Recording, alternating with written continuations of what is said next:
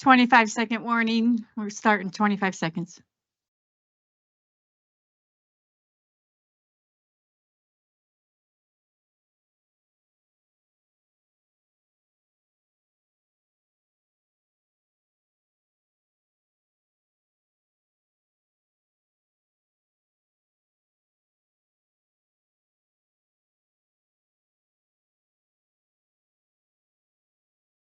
This meeting is now called to order. Roll call, please.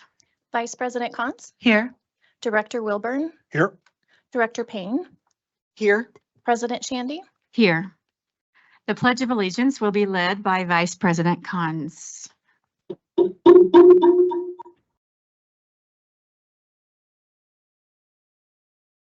I pledge allegiance to the flag of the United States of America and to the republic for which it stands, one nation, under God, indivisible, with liberty and justice for all.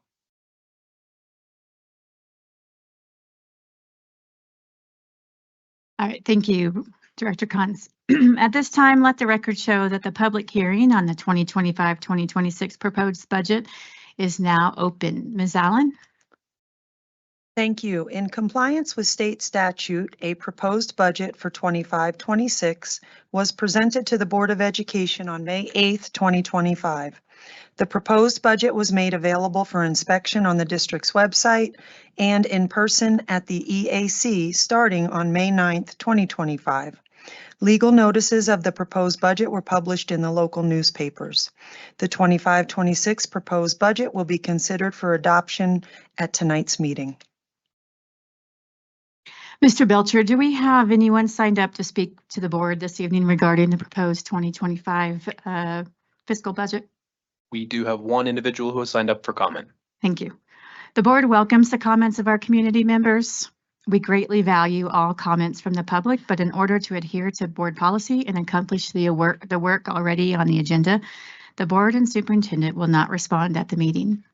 Speakers may offer appreciation for or criticism of school operations and programs as concern them, but are encouraged to exercise their speech rights responsibly as they are personally responsible for any legal consequences attributable to their comments, including claims for defamation. Please keep in mind that students often attend board meetings. Speakers' remarks, therefore, should be suitable for an audience that includes kindergarten through 12th grade students, including no use of profanities or obscenities. Comments concerning personnel matters should be directed to the superintendent or board president in writing with your signature. Supplemental written materials can be given to the security guards and they will be delivered to the board secretary. The board president will recognize each speaker and consistent with GP 4.04, comments will be curtailed if remarks or behavior becomes inappropriate. The board president may interpret, warn, or terminate a speaker's statement that is unrelated to the business of the school district, inappropriate for K-12 students, or disruptive to an orderly, civil, and productive meeting. Thank you for your cooperation. Our only commenter is Katie Chukis.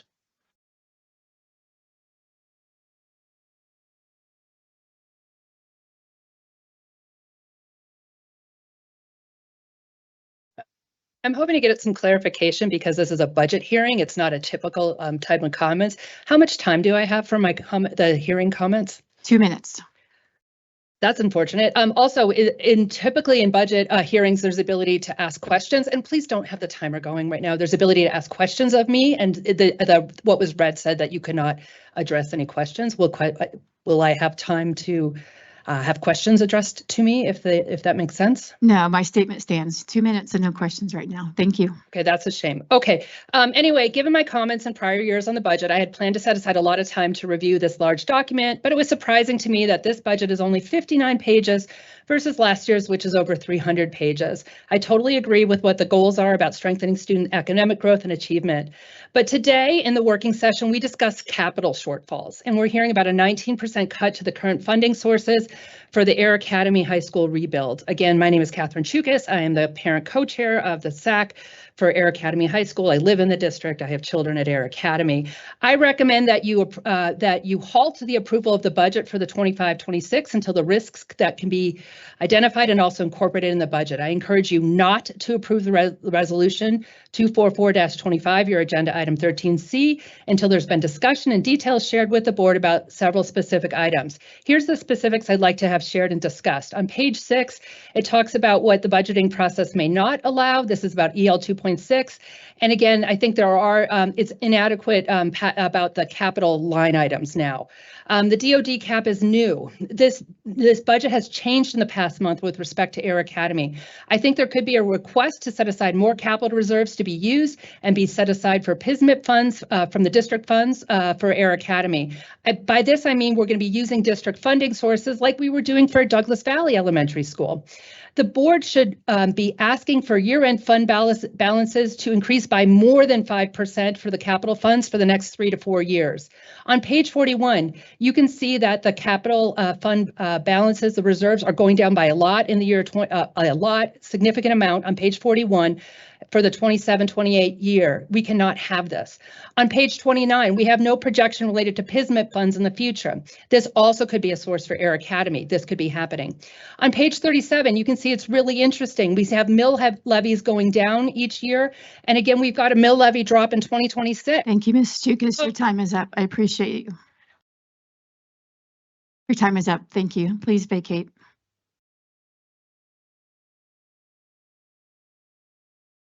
That concludes the public hearing portion of our agenda. There is a budget discussion later in the meeting at which board members may comment about the proposed 2025-26 budget.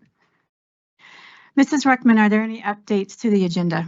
There were updates to the agenda and the board has been made aware of these. Members of the board, are there any items you wish to move from the consent agenda? Are there any discussion items to be added to the agenda? May we have a motion to approve the agenda? Moved. Second. Roll call, please. Vice President Cons, Aye. Director Wilburn, Aye. Director Payne, Aye. President Shandy. Aye. Does anyone have anything to share for board comment tonight? Director Cons. Thank you. Briefly, thank you all for being here. As our school year's ended, I just want to thank all those that are in the room and your teams here at D20 EAC for all your hard work. We've been seeing a lot of big projects lately, and I just want to thank our cabinet and all their staffs for really pushing forward on everything. Want to thank Colonel Chio Stallworth for serving with us, not only as our liaison on this board, but for serving our country and our community. And we honor you and congrats on your upcoming retirement. And then finally, I just want to welcome Director Susan Payne to her first full board meeting. And we're glad to have you here. And thank you so much for heeding the call. Thank you so much. All right, Superintendent Haberer. All right, well, we finished the end of the year and so many great things happening. So I did get several visits in actually in the last couple of weeks before school ended, and so many amazing opportunities for students to celebrate. At Mountain View Elementary, I had a chance to have a rather lengthy conversation with teacher Casey Baugh, and she was telling me all about the You Fly reading program, hence the butterfly. And she uses the butterfly as a reward. So as students start to hit their goals that they set for themselves, they get to wear the butterfly. And I guess it's very popular. But I was just so impressed with the just the system that she had there in her classroom and for that whole grade level. And so that was just a joy to learn more about their reading program. At Woodman Roberts, I caught it just in time. Previous students who had attended Woodman Roberts had a chance. They were all seniors and they do a walkthrough and everybody cheers for them, which is also a great role model for our younger students to see them in their cap and gowns and think, that's going to be me someday. Foothills Elementary, again, they were doing the 5th grade clap. So the 5th graders all kind of parade through the school and everyone claps for them. And these cute students on the left there, they all wanted both Julie and I, Principal Julie Casano and I, to sign their yearbooks. So that was pretty fun. I don't think I've been asked that since high school. So that was just really fun. Eagle View Middle School, amazing, absolutely fantastic 8th grade choir concert. The folks at Air Academy, if they're getting these students, are just going to have such a wonderful new group for their programming there, because I know they have an amazing choir and drama program at Air Academy as well. Project Search graduation, that was a real joy, and I'm so appreciative of our partnership with UC Health. And so congratulations to our students who recently graduated from Project Search, and that would include Chloe Cunningham from Liberty High School, Logan June from Rampart, Matthew Jacobs, who also was from Rampart, and Elena Patel, who was from Air Academy High School. So as you guys know, Project Search is a national program that supports young adults with intellectual and developmental disabilities. And the initiative helps participants have a transition from school to meaningful employment between the ages of 18 and 21. And 2 of them already had jobs waiting for them as a result of their internship. So again, a huge, huge thank you to UC Health and our partnership with them. Our Bridges graduation, and I know we had a chance to do that together. Huge congratulations to our students. And these students that graduated this year included Nicholas Edenfield, Christian Tovar, Paul Michael Magransky-Quay, Ella Stahl, Levi Archuleta, Travis Sweeten, Ryan Vetter, Hannah Wright Sage, Rovia, and JL Rivera. And the Bridges Transition Program, as you know, is our D20 program designed to support students with disabilities as they transition from high school to the adult world. And it certainly individualizes the services that really are tailored to meet individual needs. And as you know, we had a wonderful time, amazing graduation, and a huge thank you to Dr. Field and Learning Services and everyone who helped out with this successful graduations. And we thank you to the communications team and taking all those wonderful pictures. And we had about 1,800 graduates this year from our district. And then I had a chance to go to the 8th grade continuation ceremony, and the gentleman who is speaking there, he is Jordan Pruitt, and he was their 8th grade class president, and he did an amazing job with his speech. And I couldn't help but take a picture of Becky and I sporting our purple. Pine Creek High School, huge congratulations to Divyanesh Kulkarni. I had a chance to meet him. I love going to Tiffany Davis. I always ask to go to her classroom. She does an amazing job at Pine Creek with her CTE programming. And this student, he won a logo design, was chosen for the 2nd annual Colorado Springs Fire Department open house. So they used his logo for social media for their open house and for their t-shirts, which I thought was really cool. And then Becky and I had a chance to go to the pre-graduation reception, and it was just wonderful to have some time speaking with our new superintendent, General Tony Barenfind. And I told him that we were trying to invite him to I met his wife at one of the football games, and she mentioned she loves to stand outside and listen to the marching band at Air Academy. So I tried to get an invitation through all of the, I guess, barriers or channels for last year's homecoming. And he said he never received it. So he actually gave me his direct contact. So we're going to try to ensure that he at least has the invitation and the date for homecoming. But just appreciated his support. And of course, we got to pet the falcon, which was amazing. Huge thank you to our new director, Susan Payne. It is such a delight to have you on the board. So we're super excited about that. Colorado School, huge shout out to our communications team. We're proud to announce that they went to recently a convention that brings all the communication teams together in our state, and they won the prestigious award of excellence in the intranet category for our insider, which Mark, you and your team just done a fabulous job in putting that together. And what we do in cabinet is we go around and say, okay, what do we have to submit to the insiders? So it's a true team effort, but I just appreciate Mark and Crystal and the whole team and your efforts with that. So that was exciting to see that they won an award too for that.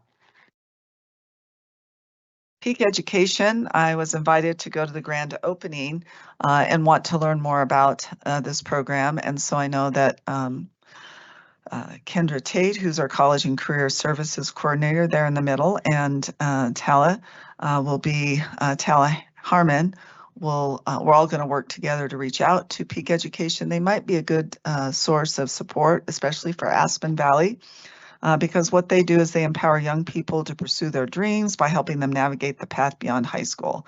They provide guidance, resources, support to ensure all youth, regardless of their background, have the access that they need and training. So they'll actually come in and do some mentorship and just kind of help support our efforts. I told them about Aspen Valley and they were excited to explore that possibility.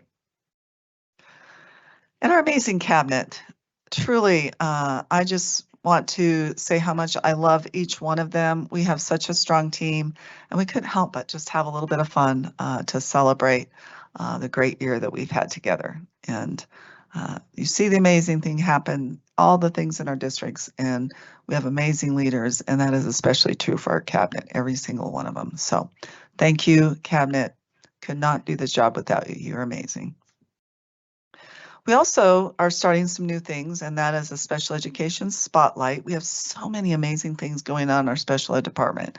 So we want to start highlighting those wonderful programs that we have. So we had 3 Academy District 20 students who are set to begin internships at UC Health, again, through the Project Search starting in August. They get to rotate through various hospital departments, facilities, pharmacy, human resources, and it really offers them some amazing internship opportunities. So congratulations to Margaret Wilson, Aubriana Winters, and Joshua Tobias. And a huge thank you to our special ed team and all the support of their students in helping to provide these opportunities. The other thing we're going to start adding to this superintendent update is a strategic plan spotlight. So we were very excited to see that we hit our 3rd grade reading goals. We had the goal of 77.5%. Achieved or above or at or above the end of year benchmark. And so we met our goal there. And then another celebration is that 90% of our 3rd graders are reading proficiently. And as you guys know, we're also tracking any students that don't hit that mark. We follow up with them the next couple of years to ensure that they become proficient with everything that we can do before they graduate from 5th grade, transition to 6th grade. And then more celebrations really around connectedness, which is another important part of our strategic plan. Colonel Hubert sent us a bunch of celebrations. They just went to a national competition and they placed 1st in broad jump, 2nd in pull-ups and flexed arm hang, 4th in beach obstacles, and 3rd they placed overall all service and 1st place in the Air Force co-ed team. Colonel Hubert also was named the region's 2nd senior instructor of the year. And there were many celebrations within that, and we're just so proud of our team. And we also had a wonderful time to celebrate with our classified staff. Over on the right, I spent some time in their new facility with the transportation team, just really asking them, what's going well, what are some of our challenges? And I had the wonderful opportunity to meet Jeff Profit over in the right-hand corner there. He is the Colorado State Pupil Transportation Association Rodeo champ. He's qualified for the national competition in Austin this summer. So we'll have to wish him the best and hear about how that goes. But he was really excited to tell me about his bus rodeo experiences. And then over on the other side, certainly it was really wonderful to be able to visit with all of our classified staff. They're really a very foundational support to our whole district, and we can't do it without them. Again, they're such an important part of our Team One. And then, as you know, thank you, all of you, for the transportation ribbon cutting. That was exciting, and I think we were all so impressed with that new facility. So as we shared there, this project represents a significant step towards supporting our amazing transportation operations and team. And although it was not originally included in the 2016 bond language, because of careful financial management, it allowed us to complete it as the final project of the $230 million bond initiative.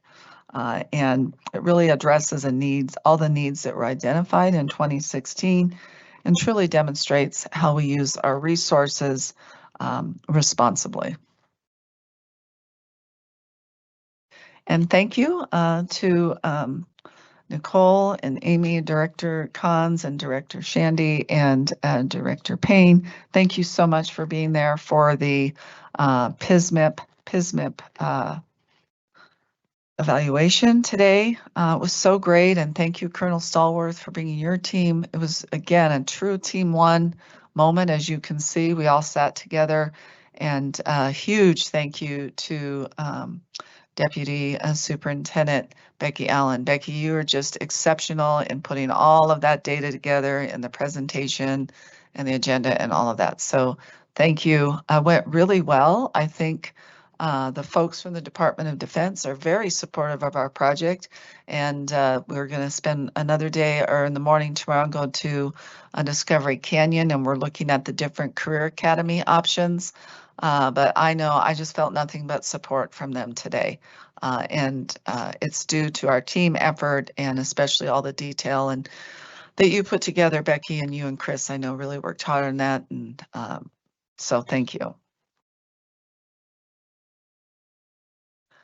Now we want to say a special thank you to Colonel Stallworth. He has been our liaison to USAFA. And he has been in service to D20 for the past 2 years. You joined the Board of Education as, again, our USAFA liaison in the summer of 2023. I think the same summer I came on, right? And he's really been so integral in helping us with our PSMIP project, as well as anytime we've had a need to work together with USAFA. It's like, Colonel Stallworth, we need your help. And then snow days, right? I mean, I know you and Becky were calling each other at like 4:30 in the morning. 4, and just a wonderful partnership. And I know that you were really a big part of that. So just want to thank you for that, Colonel Stallworth. He is the commander of the 10th Mission Support Group at the United States Air Force Academy. He commands a team of nearly 1,900 military, civilian, and contractors. And he is also retiring from the Air Force after 20 years of service to our country. So thank you for your service too. That is just tremendous. So we'd like to share a few mementos with you. So if you'll come around in front.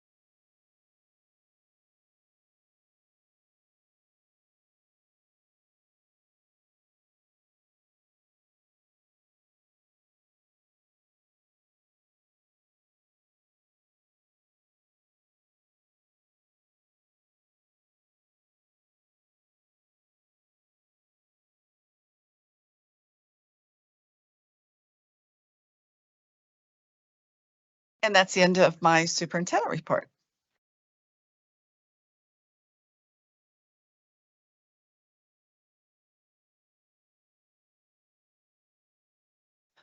Mr. Smart, do you have an administrator that we can celebrate?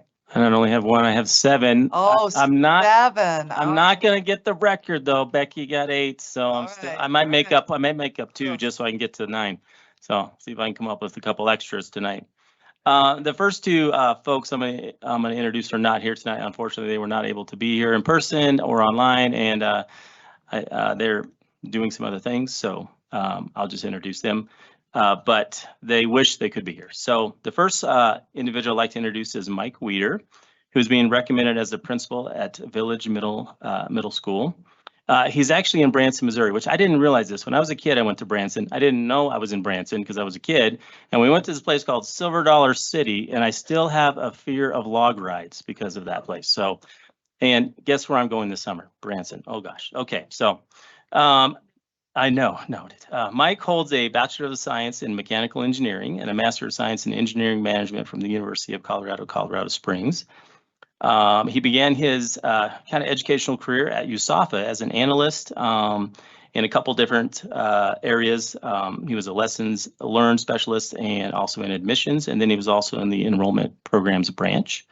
And then he went to District 49 to Rocky Mountain Classical Academy, where he did several different positions there. He was a teacher, he was an elementary school principal, and then a K-8 principal and athletic director.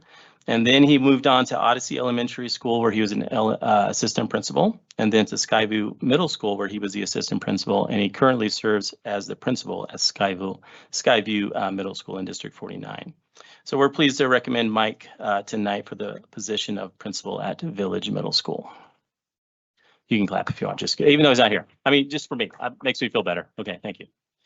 All right, the next individual I'm going to introduce is Carrie Evans, and she's being recommended for the Director for Curriculum and Instruction.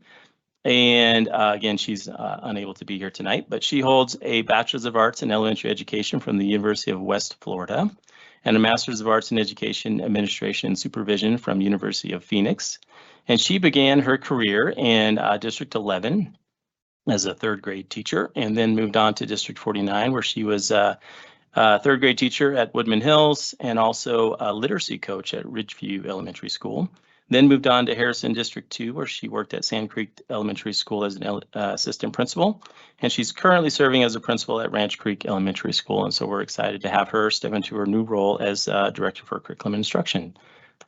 Oh, I need a little like applause sign or something. I could do that. Yeah, no, just kidding. You guys are great. Okay, so the next individual I'd like to introduce is Allison Metcalf, who's being recommended as the assistant principal for Mountain View Elementary School. And I think there's a few folks from Mountain View here tonight as well. Yeah, woohoo! All right. And she's here with her husband, Nick, and her kids, Quinn. And Tate was going to come, but then he decided to stay home. And I'm here he's going to miss out on milkshakes after this is over. So I'm sorry, Tate. Okay. So Allison holds a Bachelor's of Science in Early Childhood Education from the University of Wisconsin, Stout. That must be in, is that in Stout, Wisconsin? Is that why? Oh, Madison. Oh, Menominee. Oh, that's another hard word. That's why I didn't say it. Master's of Education in Cultural and Linguistic Diverse Education from Colorado State University, Pueblo, which I'm glad it's Pueblo instead of Fort Collins, because you know I went to school in Wyoming. So at least that's better. And Allison began her career in Harrison District 2 at Mountain Vista Community School as a CLDE teacher for K2, and then Bricker Elementary School, where she was a 3rd grade teacher and ELG instructional coach. And she's currently serving as a TOSA / Dean of Students at Sunrise Elementary School in Whitefield District 3. So we're pleased to recommend Allison tonight for the position of Assistant Principal of Mountain View Elementary School. Anything you'd like to say? All right.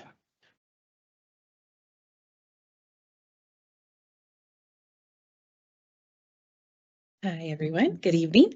I am truly honored and excited to be joining Academy School District 20 as the new assistant principal at Mountain View. I am looking forward to working alongside Principal Gorsh and contributing to the incredible work she has already begun. I wanted to extend my gratitude to Mr. Smart, Ms. Killingsworth, the hiring committee, and the Board of Education for this amazing opportunity to serve our D20 community. Thank you. Thank you. All right, now Quinn, you owe me because I'm making sure you're getting milkshakes tonight.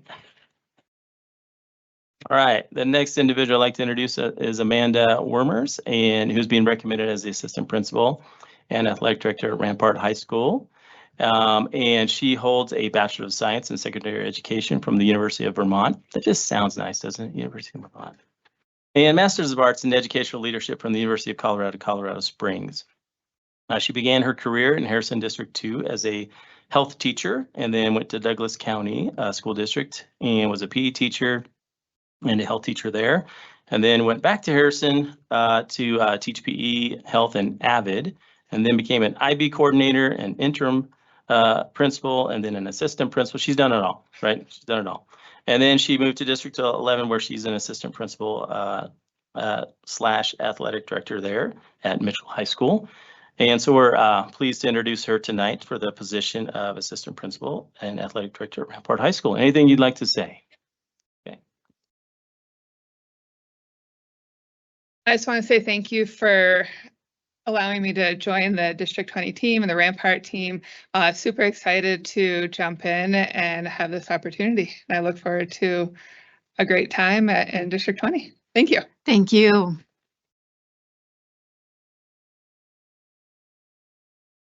All right, thank you. All right, next I'd like to introduce Alice Stoneback, who's being recommended as the assistant. All right, yeah, let her go. Woohoo! Recommended as the assistant principal for Air Academy High School. She's joined the team by her husband, Matt, and her two sons, Sebi, which is short for Sebastian, correct? And then Bear. I love that name, Bear. Now, they say he truly is like a bear. He climbed a tree, and all I did was fall out of trees, so way to go, Bear. Alice holds a Bachelor's of Arts in French and Secondary Education from Alma College, and a Master's of Arts in Teacher Arts and Humanities from Colorado College in Colorado Springs. She began her career in Manitou Springs as a teacher, track and field coach, cheerleading coach, student council advisor. Anything I'm missing there? Pretty much everything, yeah. And then now she's currently serving as the Dean of Students and a little bit of activities director help there at Air Academy, right? And so we're happy to recommend her tonight for the assistant principal at Air Academy High School. Anything you'd like to say? Sure.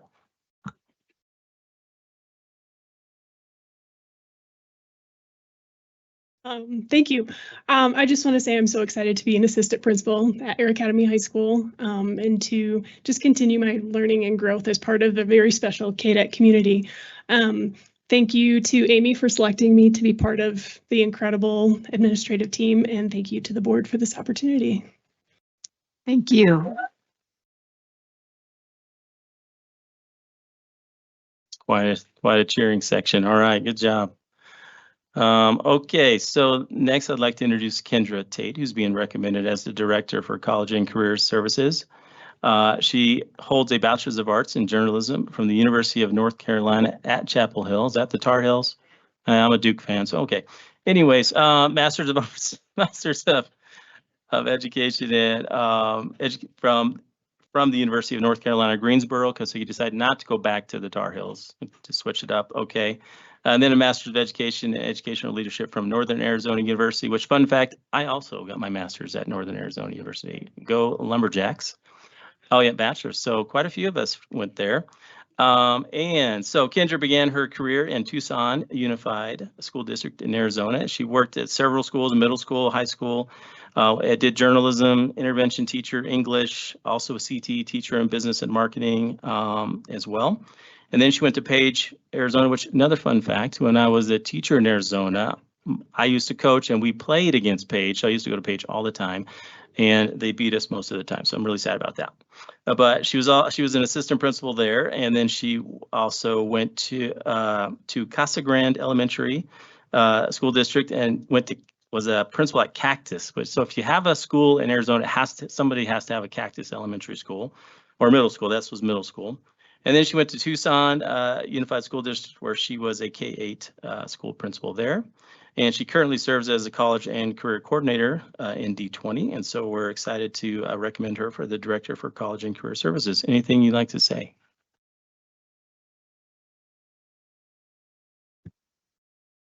I just want to thank everyone for this opportunity, President Shandy, Superintendent Haber, board members. I'm just really excited to work alongside the team that I've been working with for the last 4 years and with district leadership as we continue the what we've built so far and to grow that from the Portrait of a Graduate to our dual and concurrent enrollment, our industry certification, all the things that we are doing currently as we prepare students for their post-secondary life so that we create those lifelong learners and who have multiple opportunities and can carve out their own path because they're prepared. So thank you again for this opportunity. I'm very excited. Thank you. Well, that's okay. All right. Thank you for that. All right. Last but not least, all right, I would like to introduce Jim Rohr, who's being recommended as the Director for Contracting and Purchasing. Maybe Becky wants to do a little, no, okay. He's joined this evening by his wife, Beth, who said she didn't want to be introduced. Oh, that was my notes for myself not to do that. But Beth, thank you for coming tonight. Jim holds a Bachelor's of Science in Justice Systems from Truman State University and a Master's of Business Administration and Finance from the University of Colorado, Colorado Springs. He's also a certified public procurement officer and a certified procurement professional. That sounds very exciting, and I'm sure we'll hear about that later. Yes, he's going to tell me all about it. So he began his career, he was in the U.S. Army, did several things there, platoon leader, operations officer, company commander, KB Home Construction. Another fun fact, I did have a KB Home when I lived in California. So gosh, there's just like 6 degrees of separation going on here tonight. If you don't know that, look up Kevin Bacon. Also worked at Today's Homes, Leonard Corporation construction manager, and Blue Sky Restoration as a project manager. He's currently serving as the purchasing and contracts manager in District 49. We're pleased to recommend Jim tonight for the position of Director for Contracting and Purchasing. Jim, anything you'd like to say? Keep it short. I just want to thank the board, everyone that I've met so far. It's been a great experience. I'm super excited to start and I can't wait. Thank you. Thank you. Just so you know, Jim has been so excited. He's kind of already, just like reached out and said, hey, anything I can do. So we appreciate that, Jim. Appreciate you being ready to roll. So that's all I have for tonight. Thank you. Till now, you won't see me again till August. I know it's going to be sad. So. Thank you, Mr. Smart. I want to circle back around. I apologize, Director Wilburn. You had a board comment that I did not allow you to make, so please. I did. Director Shandy and her desire to keep these meetings moving. First of all, I can't help but wonder if all these people from Northern Arizona is just an indication that school's easy to get into. Or is that not the case? Yeah, I had a couple of comments and I was so busy looking for my notes. I missed the window. I too would of course like to congratulate Colonel Stallworth, who is leaving the board, and Mrs. Payne, who is joining it. Frankly, I don't know which of the two of you should be more happy about that fact. But best of luck, my friend. It's been a pleasure to get to know you, and I'm certainly enjoying getting the opportunity to know you. What I wanted to comment on, so at the last board meeting, during public comment, I mean, there's a lot of concerns and questions about special education, and rightfully so. I think all school districts probably struggle to some point. It's a very difficult area of the education industry to manage. And the comment was made that we are sending SPED professionals away by the dozens. And I thought, well, if that's accurate, that's not good. I mean, we need to make sure that we're getting and retaining the right people. So I reached out to our head of HR, Mr. Cameron Smart, actually not to Mr. Smart, but to Superintendent Haberer, who then reached out to Mr. Smart, because that's how we do it, and said, can we get a look at our numbers? Are we really hemorrhaging special education professionals? And if so, what's our plan for correcting that? And Mr. Smart provided me the actual numbers.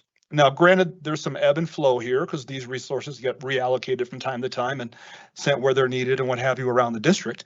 But as of May 1st, so the end of last school year, May 1st, 2024, the district employed 39 resource paraeducation educators. So 39. As of May 1st this year, so roughly a month and a couple of weeks ago, we had 40 research paraeducators within the district. So appearances and reality may not be the same. We're going to work on it. We are working on it. Superintendent Haber daily is engaged in making sure that our SPED abilities are where they need to be. But the idea that we're just sending people away by the dozens because for whatever reason, is not accurate. And we're constantly working on that. There's not a day that goes by that we aren't. These children deserve as much attention as anybody else. But the idea that the numbers are plummeting, I just wanted to point out that that's not entirely accurate. Thank you. Thank you, Director Wilburn. All right, we need a motion to approve the consent agenda as posted. Moved. Second? Roll call, please. Vice President Cons, Aye. Director Wilburn, Aye. Director Payne, Aye. President Shandy. Aye. There are 15 people viewing the live stream right now, and we will take a 10-minute break to transition. See you in 10.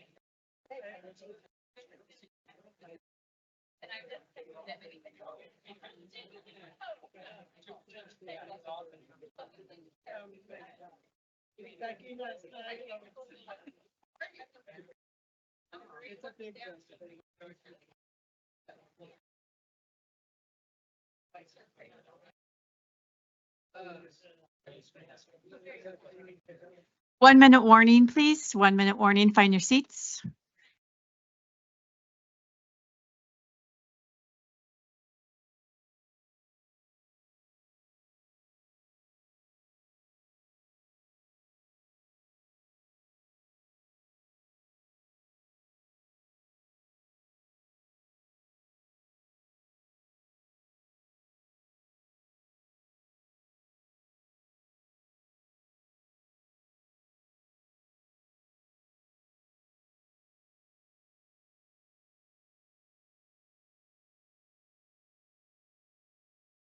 All right.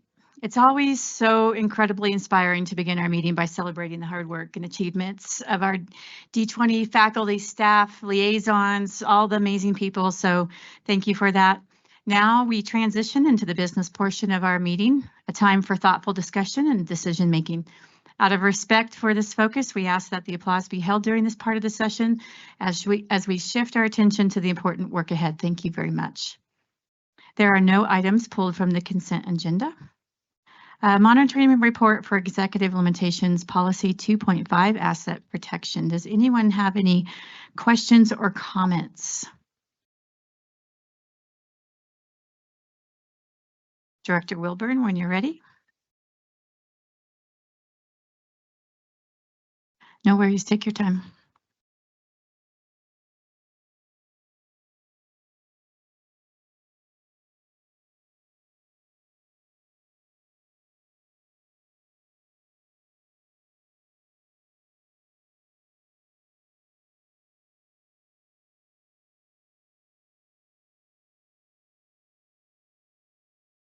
Okay, 2.5 asset protection.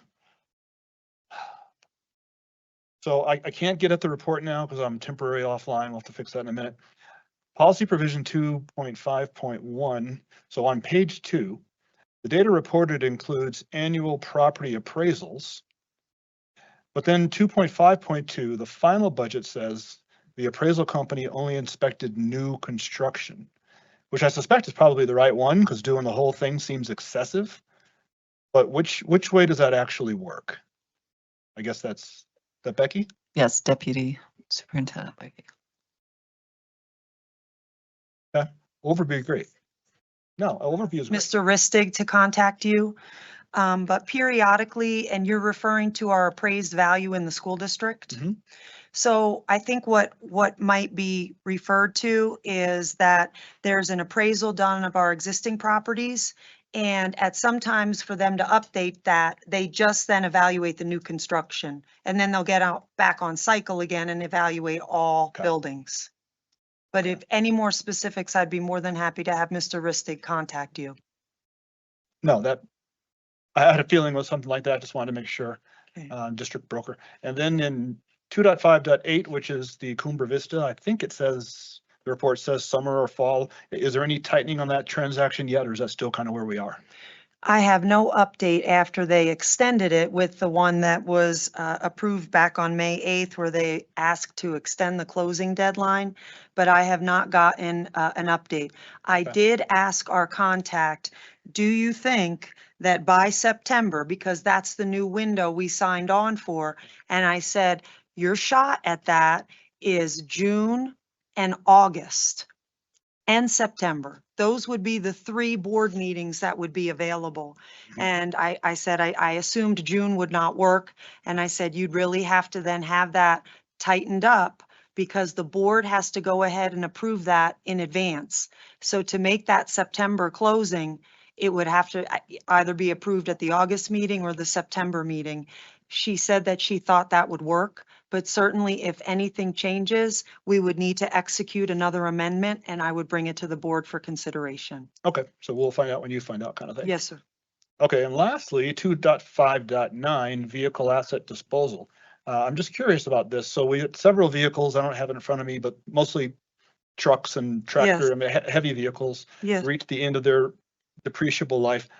What actually happened to those trucks and vans? Are those disposed of, or they just reached the end of their depreciable life? Well, when But we it's still off, use them. yeah, we don't use them anymore. That's kind of the full disposal process. Okay. Whether or not we received any income on these, I will research that and get back with you. I'd buy one. Okay, thank you. You're welcome.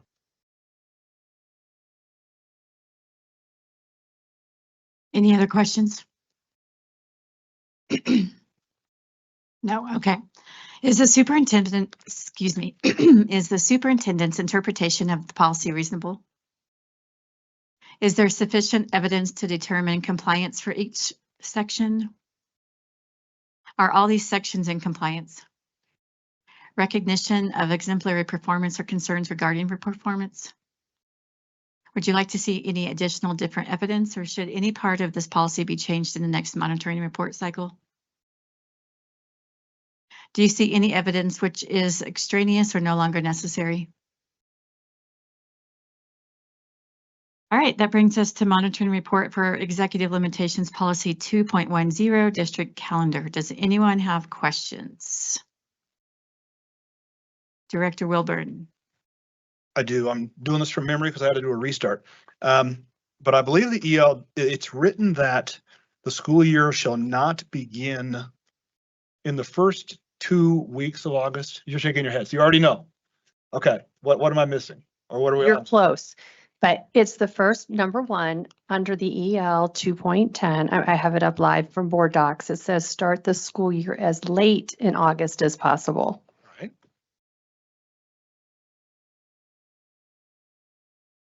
Not in the first 2 weeks? Director. I think there's one portion that says what you said, Dr. Field, and there Yeah. is another portion. I noticed that too. We're only a day earlier than 2 weeks, but there's some portion of that report that did say, we'll Yeah, not I start within think the it's in- first. Was it in the report or in the EL? I believe it was in a report. Can we pull that up? What was in our board packet real fast? Sure. Thank you. I'm just coming back to life here. It'll be a race, so you can get it up first. Right.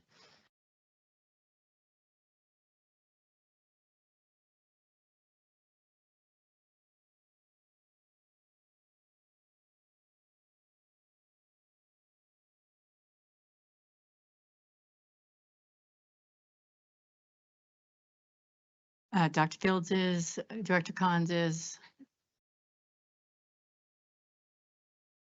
I Which page? It's just in the interpretation. Okay. That is where we read it though. so what does it say exactly? So this is the first page of the report. Oh, yeah, I see it. Yep. The interpretation, the district shall ensure that the school year does not does not begin within the first 2 weeks of August. That's not written correctly because the EL, which is what we follow, says within as early as possible. So we'll fix it. Okay, and so we'll notate that in our MRE too. Okay. Yeah, good catch. Any other questions? All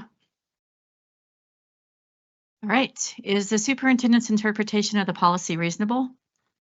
Is there sufficient evidence to determine compliance for each section? Are all sections in compliance? Recognition of exemplary performance or concerns regarding performance? Would you like to see any additional different evidence, or should any part of this policy be changed in the next monitoring cycle? Yes, we need to change the wording. Do you see evidence which is extraneous or no longer necessary? No. All right. All right, that brings us to the Advisory Personnel Performance Evaluation Council. Does anyone have any questions or comments? Director Wilburn. Just one curiosity. I'm wondering, so we had 146 licensed staff members complete HEEE. I'm just wondering where that 146 comes from. It seems like a great number. Does that typically go up, go down, or stay right about there? Well, this was the first year we had the full implementation of the highly effective educator evaluation because it just went into effect. So this is our first kind of full implementation of it, and that's throughout the district. So that's including all school sites. We anticipate that will continue to go up from here as people learn more about that and fall into that category. So. Thank you, Mr. Smart. Yep. All right. 2025 summer projects update. Does anyone have questions or comments?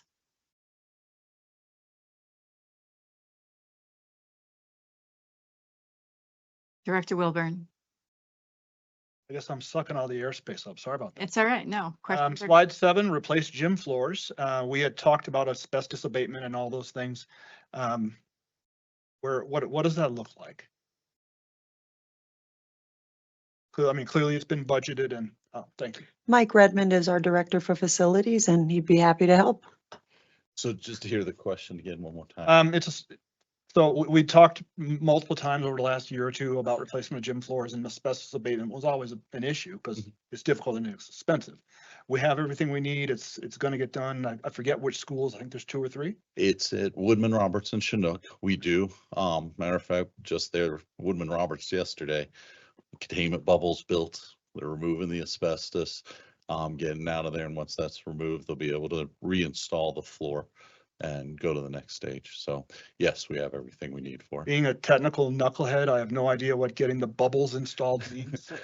When you go in, you have to make sure that as you're working in this, you're kicking up dust, you're kicking up the particulate.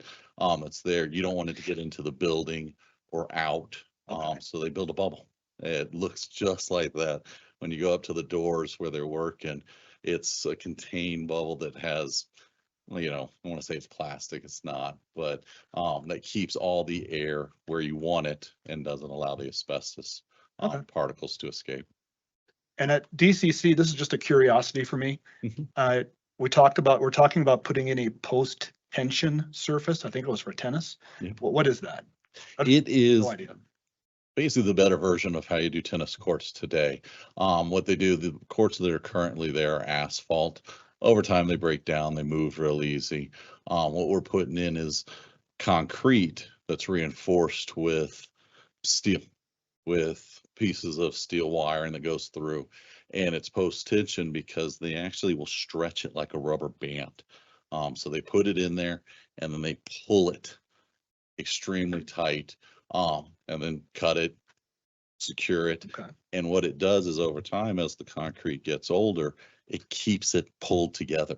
So if you do get cracks, they're hairline cracks. They basically don't exist, where if you were to go up to DCC right now and look at the asphalt, we have cracks that are 2-3 inches. This won't happen with the post tension. It'll actually keep it together longer. Mr. Wilburn, shortly after I started as CFO, Mike and I would walk some of the tennis courts. They had a lot of cracks, not only at DCC, but other sites as well. And it used to get what I'd call a Band-Aid every year or two with, you know, the crack filler. And we were putting good money after bad. And so we went ahead and invested in those post-tension courts, and now we have them. This'll be our last site. It is. It's the last. So they'll all be post-tension. Except for Challengers. Challengers got asphalt under The high school high tennis school court. tennis courts. So long range is going to save a ton of money with all the expanding and contracting. It will. It was one of those, okay, just let's put another 100,000 in, but it just, with the freezing and thaw, it just wouldn't last over a long period of time. And we'd be right back at square one. So we decided to really invest and take care of it. Yeah, the Band-Aids that we were talking about, they wouldn't last through a year. So it'd be great courts in the fall for the boys. By the time the girls were playing in the spring, cracks were all there. Came back. So this was a great investment. Director Cons. So Mr. Redmond and Mr. Morse, is that right? Yeah, Dan Moore. Okay, we were sitting next to each other this morning at Air Academy. So I was just kind of asking him about in this report, the Mountain Ridge portables, and you said you were able to sell them. Yep. Which is exciting. It had just generated a question in my mind about how frequent, because so many modular buildings are so old, Mhm. how often does that happen? But if you can share a little bit, and then I have another comment. Yeah, we actually sold two of them, two of the three. Doesn't happen enough for me to be happy. Just because of the, the portables are temporary. We have a lot of them. There's a lot of maintenance that goes along with them to keep them up. Yeah. But when we can, we do try to sell them.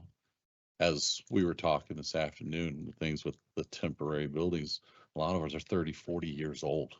I laugh because we have a couple that are older than the school they're at. Because they do get moved around, reused, repurposed, remodeled. We are able to easily fix them up, but there's quite a cost to doing it as we're moving them around. But when we get to a point, we get rid of them. We either demolish them, or in this case, we were able to sell them. Well, I'm glad for that. Thank you. And this is just kind of a beginning comment to the board and, Superintendent Haber, that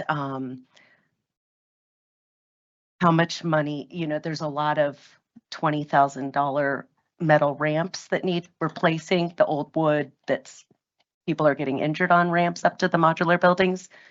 So I just want to start the conversation, just an outlook of how necessary the modulars are at our schools, with maybe stagnant enrollment or something. I just think it would be wise for us to look at making sure we're not putting, where student safety, staff safety is a concern, that needs to happen, but making sure we're not putting too much money into these modular buildings, perhaps when we're not going to be needing them. So thank you for the insight this morning. Thank you, Director Cons and Director Wilburn. Monthly financial report through April 2025. Does anyone have any questions or comments?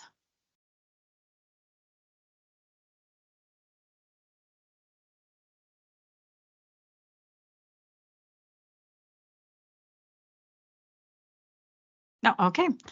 Just making sure. They want to skip you again. Second semester 2024-25 expulsion report. Does anyone have any questions or comments? Okay.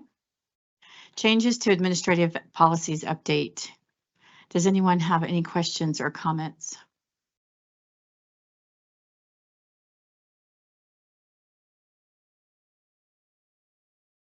Okay.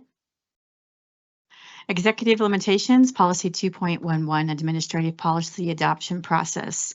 Does anyone have any questions or comments? Mark, can you please pull this up? I wanted to make a quick comment. I've been serving on this board for 19 months, I think it is. And in that time, come up again and again with policies created and things like that, that the board would like to be more a part of. And Superintendent Haber has been amazing in receiving our desires to be a part of administrative policy creation. Carver's policy model has worked for many years, but for this board, we need a little bit of adaptation for that. And this policy 2.11 gives us more of a role in administrative policy creation. And I'm excited about that. And I'm very appreciative for Superintendent Haber's willingness to participate in that and her ideas around it, and for her cabinet to also welcome, our desires as a board for that. So Director Cons. And just to add on to what President Shandy said, this has been a thoughtful process of trying to all work together as Team One.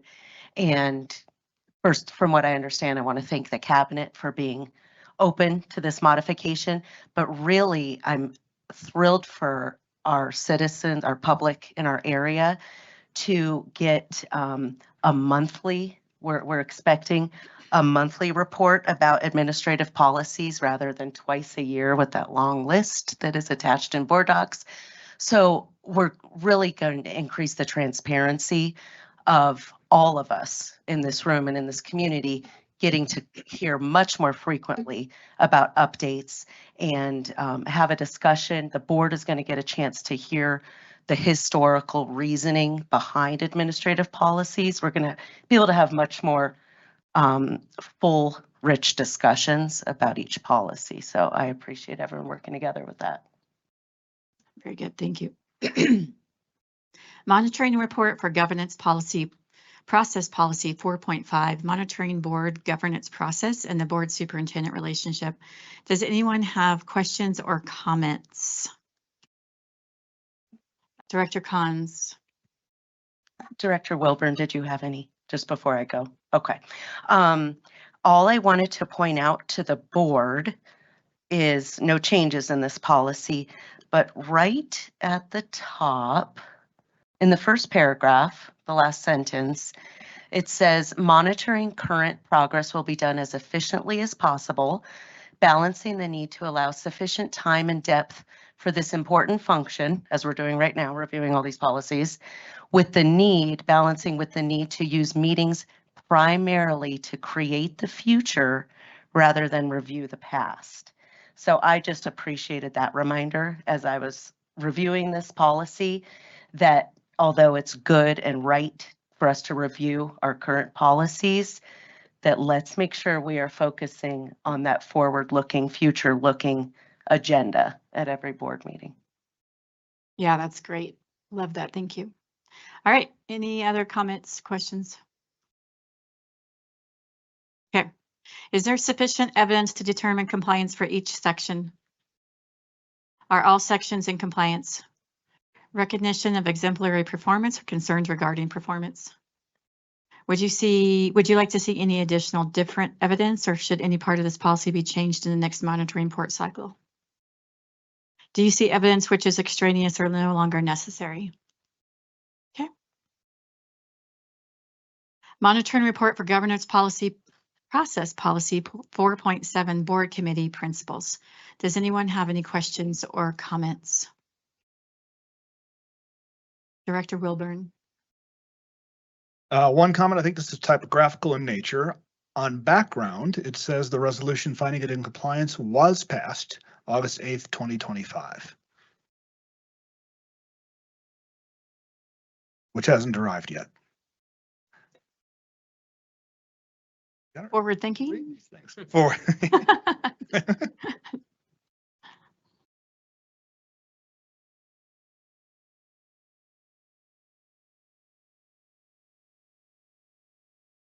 She's looking. Where, Derek? Sorry, I apologize.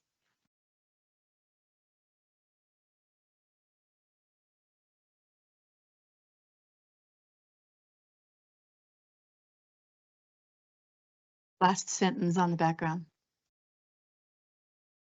In 4.7, I'm sorry if I'm just not finding it yet. Oh, I was looking at the attachment.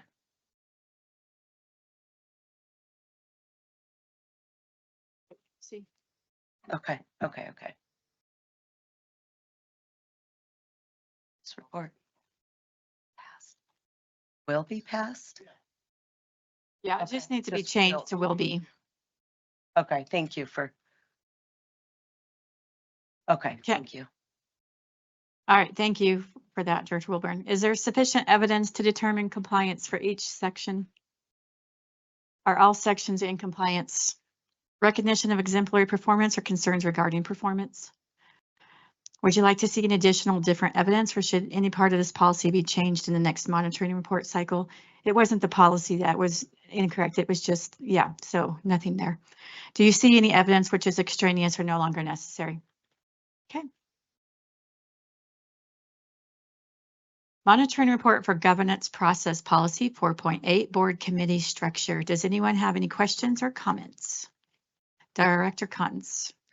Okay, I would like to submit to the board a minor change. So Mrs. Ruckman, if the board agrees, if there's consensus, I would like for this report to be changed going forward for next year for us to approve the new wording. But in 4.81B, And Mark, can you bring it up, please? Thank you. okay, so just scroll up a little bit to 1B. Thank you so much. It says membership for the DAC. Members of the DAC shall be appointed by the Board of Education. That's not quite accurate. In 4.7, it even says they will be approved by the Board of Education. So I just submit that we change that word on line 2 of B to shall be approved by the Board of Education. Okay, and then please do not change further on in that paragraph. It says the board may appoint additional ad hoc members if expertise is desired. That is accurate. So make sure we keep that word. So thank you. Okay, so we'll notate that in the MRE. No. All right, any other questions or comments? Okay. Is there sufficient evidence to determine compliance for each section? Are all sections in compliance? Recognition of exemplary performance or concerns regarding performance? Would you like to see any additional different evidence, or should any part of this policy be changed in the next monitoring report cycle? Director Cons just approved, correct, appointed to approved. Do you see any evidence which is extraneous or no longer necessary? Okay. Monitoring report for governance process policy 4.9 board agenda planning. Does anyone have any questions or comments? Director Cons. Okay, thank you. One submittal for clarification on number 6 of GP 4.9. Thank you, Mark. This is just to align with another GP that we adjusted, but we are now calling the superintendent evaluations or reviews mid-year and end of year instead of formative and summative. So if we could kindly fix number 6, remove summative and formative and just use mid-year and end of year. Okay, thank you. And then the only other thing I want to, another little point out for the board to keep on our radar is in 2D, I1. I just want to, I do this every year, but I never want to lose our linkages. Yeah. Because we get busy sometimes, groups that we've have committed to doing linkages drop out, whatever. So I just want to make sure we keep doing them. I love how we did it last time, where we had a full day of meeting with all of our stakeholder groups, the teachers, the parent sounding board, the student supervisory committee, superintendent committee. I think that I suggest that should be a staple every year as one of our linkages, to have that full with our big overarching questions to talk to every stakeholder group. I loved that. So just want to keep it on our radar. Absolutely. That's great. Director Wilburn, do you have anything? Okay, that sounds great. Okay. Is there sufficient evidence to determine compliance for each section? Are all sections in compliance?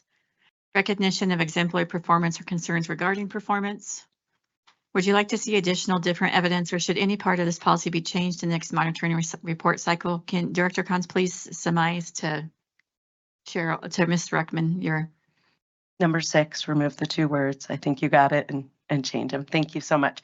And I really don't recall if the mid-year one was formative. Yeah, yes, we'll have to look at which is mid-year and formative is mid-year. I'm sorry. Yeah, formative would be the mid-year. That's what I thought. And then summative would be everything. That's what at I the end thought. of the year. So it's kind of backwards, I feel like, in this policy here. Summative would be end of year, and then further on it says formative would be mid-year. That's what I thought. Thank you so much. okay. Do you see any evidence which is extraneous or no longer necessary? Okay, very good. All right, 2025-2026 Board of Education Agenda Planning Calendar. Does anyone have any questions or comments? Okay. 2025-2026 Board of Education Liaison Assignments. Does anyone have any questions or comments? We already updated the one committee. Ms. with Rucker? Yes. Director Payne. To codify Okay. that? Okay. That's Thank not you. voting, right? And we corrected the spelling on the elementary school. Thank you. Excellent. With a hyphen. Oh, will you kindly check for the hyphen? Woodman Roberts, is that correct? Hyphen. Thank you. Okay. All right, that brings No, us to, I think the point was Woodman is plural. yes, we got that. Okay. All right, that brings us to our presentation, supporting ESL success for National Geographic Pathways, Superintendent Haber. And with Director Shane Knight, would you like to come to the podium?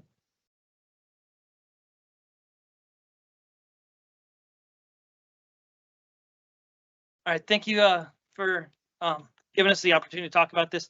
This is Kylie Bailey. She's assistant principal at Rampart High School, and she'll be here to answer any specific questions. It was asked that we just share a little bit of information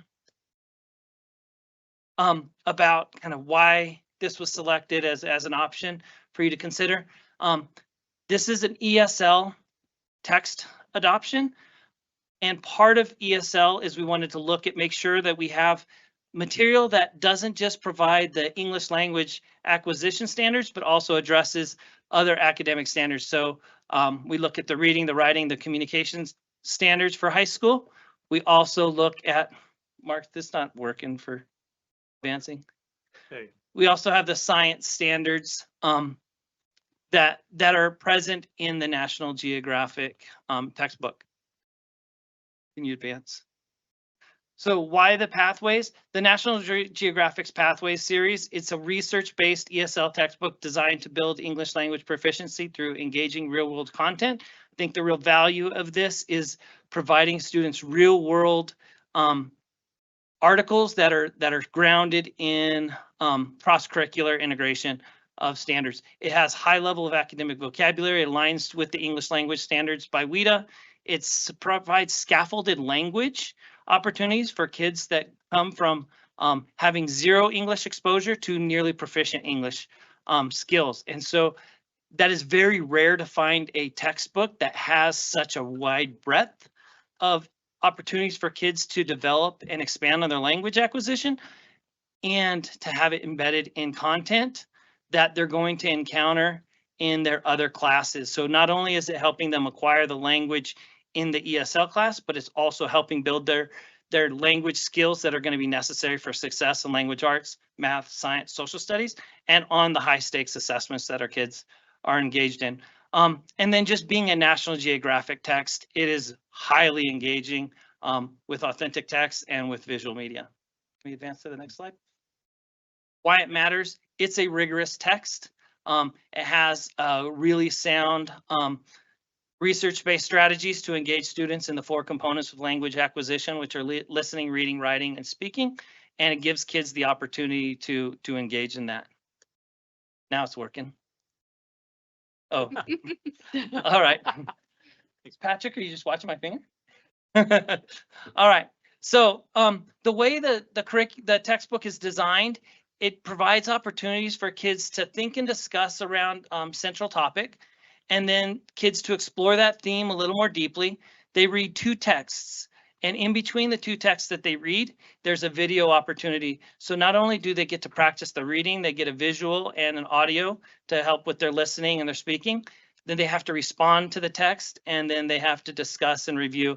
And the way it's crafted is to create discussion debates. It's not to teach the content, but it's to create opportunities for kids to discuss viewpoints that are exposed in the different writings, and then to debate them, because that's the ultimate goal of language, is to have conversation and discussions. The way the themes are broken out, there's 5 books in the series. It starts from Foundation, works all the way to book 4, which is the more advanced, and each one has a different theme in each unit, and I've got all those units. I can't read it from here, nor do I care to go over all of those. But you can see all the varied topics, from business to exploration of the world, through socioeconomics, through sociology, through career exploration, through scientific topics. It builds students' academic vocabulary across curricular contents. Now, we went through the typical review process. Educators reviewed it, and then we had opportunities for community perspectives. All of the educators who reviewed it felt it was strong, it had strong engaging visuals, that it aligned with the standards, both the content and the language standards, the cross-curricular connections, and then there was strong language development.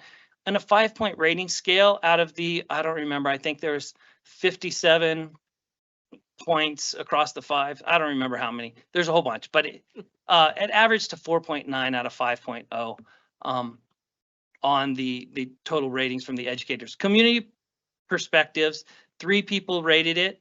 All 3 felt that it had strong engaging visuals. 2 out of the 3 felt that it had strong ESL strategies, that it was well organized, that it had a systematic approach towards instruction and valued the cross-curricular notification. 2 of the reviewers expressed that there were some articles that expressed a biased perspective. There certainly are some biases that come through in this textbook series. I mean, it's put on by National Geographic. There's going to be a bias towards environmental consciousness that comes through. That's just inherent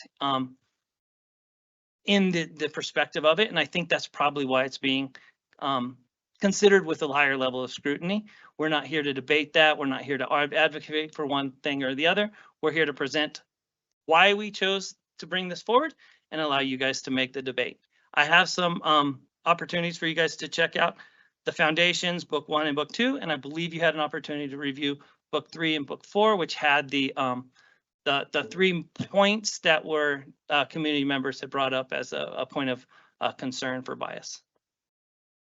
Yeah, I think we'll go ahead and do discussions now too. And then if we want to discuss again before we vote, we can do that. I am the one that pulled the book, and you are right. The ideological bias in the book is unacceptable. It just does not align with our District 20's vision for student outcomes and character. And in fact, in my opinion, it violates EL 2.1 and 2.2. Misaligns with IN's policy on character, respect, integrity, compassion, and responsibility. And while it does have beautiful, engaging pictures, it does not adhere to our academic rigor, I do not believe. I just can't support some of the quotes that are in there and the one-sided bias that it pushes. And so that is why I pulled it. I believe we have better options for choosing to teach our ESL kids. So any other comments or questions? Director Cons. I first want to thank the teams that continuously Yes. review these books, you know, our staff and public. We know how much time it takes and energy, and our stance on books is never a reflection on any personal. Sure. You know, I just want to make We sure understand we that. know that, okay? appreciate Because I've been in President Thank you. Shandy's position before pulling text, and I understand. I did look at books 3 and 4 again, and I do agree with President Shandy. One question for you, it's kind of a philosophical question, you might not have the answer, but you stated topics are meant to be debated, which I appreciate you pointing that out, that the book certainly does not allude to that. If there's just one viewpoint being given in a textbook, it's not really obvious that they're supposed to be debated. So, and then again, in addition to what President Shandy said about not being aligned with our character ends, specifically, I think about hope, integrity, that in book 4, there's a whole chapter segment on lying and deception. I was just so disheartened that National Geographic wants to give our students a chapter about lying and deception when we could pick any other positive characteristic in this world. That kind of put me over the edge. That's my comment.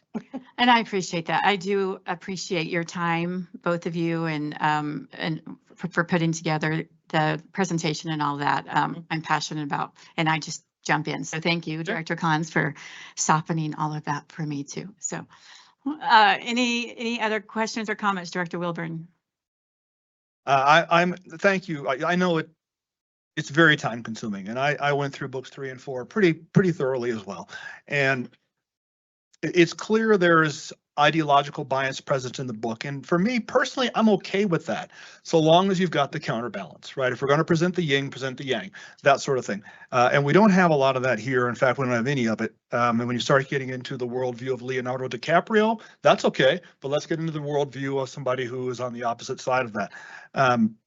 We're getting into carbon footprint, the effect of managing urbanization, which is in essence kind of talking about people where they should live and shouldn't live. And these sorts of topics, they get delicate fast. And if the goal is to enhance one's English ability, there's lots of ways to do it. In book 4, I think it's, the human age begins with human beings have altered the planet so much in just the past century or two that we are now in a new epoch. And then it goes on from there. Okay. Where's the other side of that kind of thing? And I remember I listened to there's scientists and science on both sides of the aisle in everything, but certainly in this issue of climate change and human activity and how human activity might be affecting that. And I listened to a great lecture. I can't remember who it was, but it was a guy at some university. I traveled to a lot of universities, as a lot of people know. And he was on the opposite side of the idea that human beings are changing the climate of the planet. And this is what he said, whether you agree with him or not, he made a really great point that how old the Earth is, no one knows. I mean, none of us know. Some people say it's 6,000 years. Some people say it's 60 million. Some people say it's 60 billion. No one knows. We'll never know. But we know it's old. The Earth has been around for a long time. Here before any of us got here, it'll be here after we're all gone. And the idea that the Earth, the age of the Earth, the same people who will tell you, I'm paraphrasing his point, but the age of the Earth is unknown. The same people who will tell you that the dinosaurs died off 65 million years ago will tell you that in the last 100 years, we're changing the Earth's climate. Well, we only have about 140 years of data. It's only been about 140 years that mankind's been able to measure oceanic depths and atmospheric temperature. About 140 years, how accurate those first couple of decades were, nobody knows. But based on about 140 years of data, we're going to make conclusive statements about the change to the climate, and then at the same time say the dinosaurs died 200 million years ago. It's a disconnect. So if we're presenting both sides of this, I'm fine with it. I don't see a lot of that. I don't see the yin, I only see the yang. So for me, that's problematic. I don't believe there's any other questions. Thank you very much. Neither Kylie nor I wrote the text. Yes, no. You did? Oh, I wish I would have, but no. I mean, the reality is it's your decision to make, and we'll respect your decision. It's the best text we could find to meet our students' needs at the moment, but we will continue to look for other texts. Thank you. Thank you. I appreciate you guys. Thank you. All right, Air Academy High School bond updates and federal impacts. Superintendent Haberer. Yes, Deputy Superintendent Becky Allen, CFO.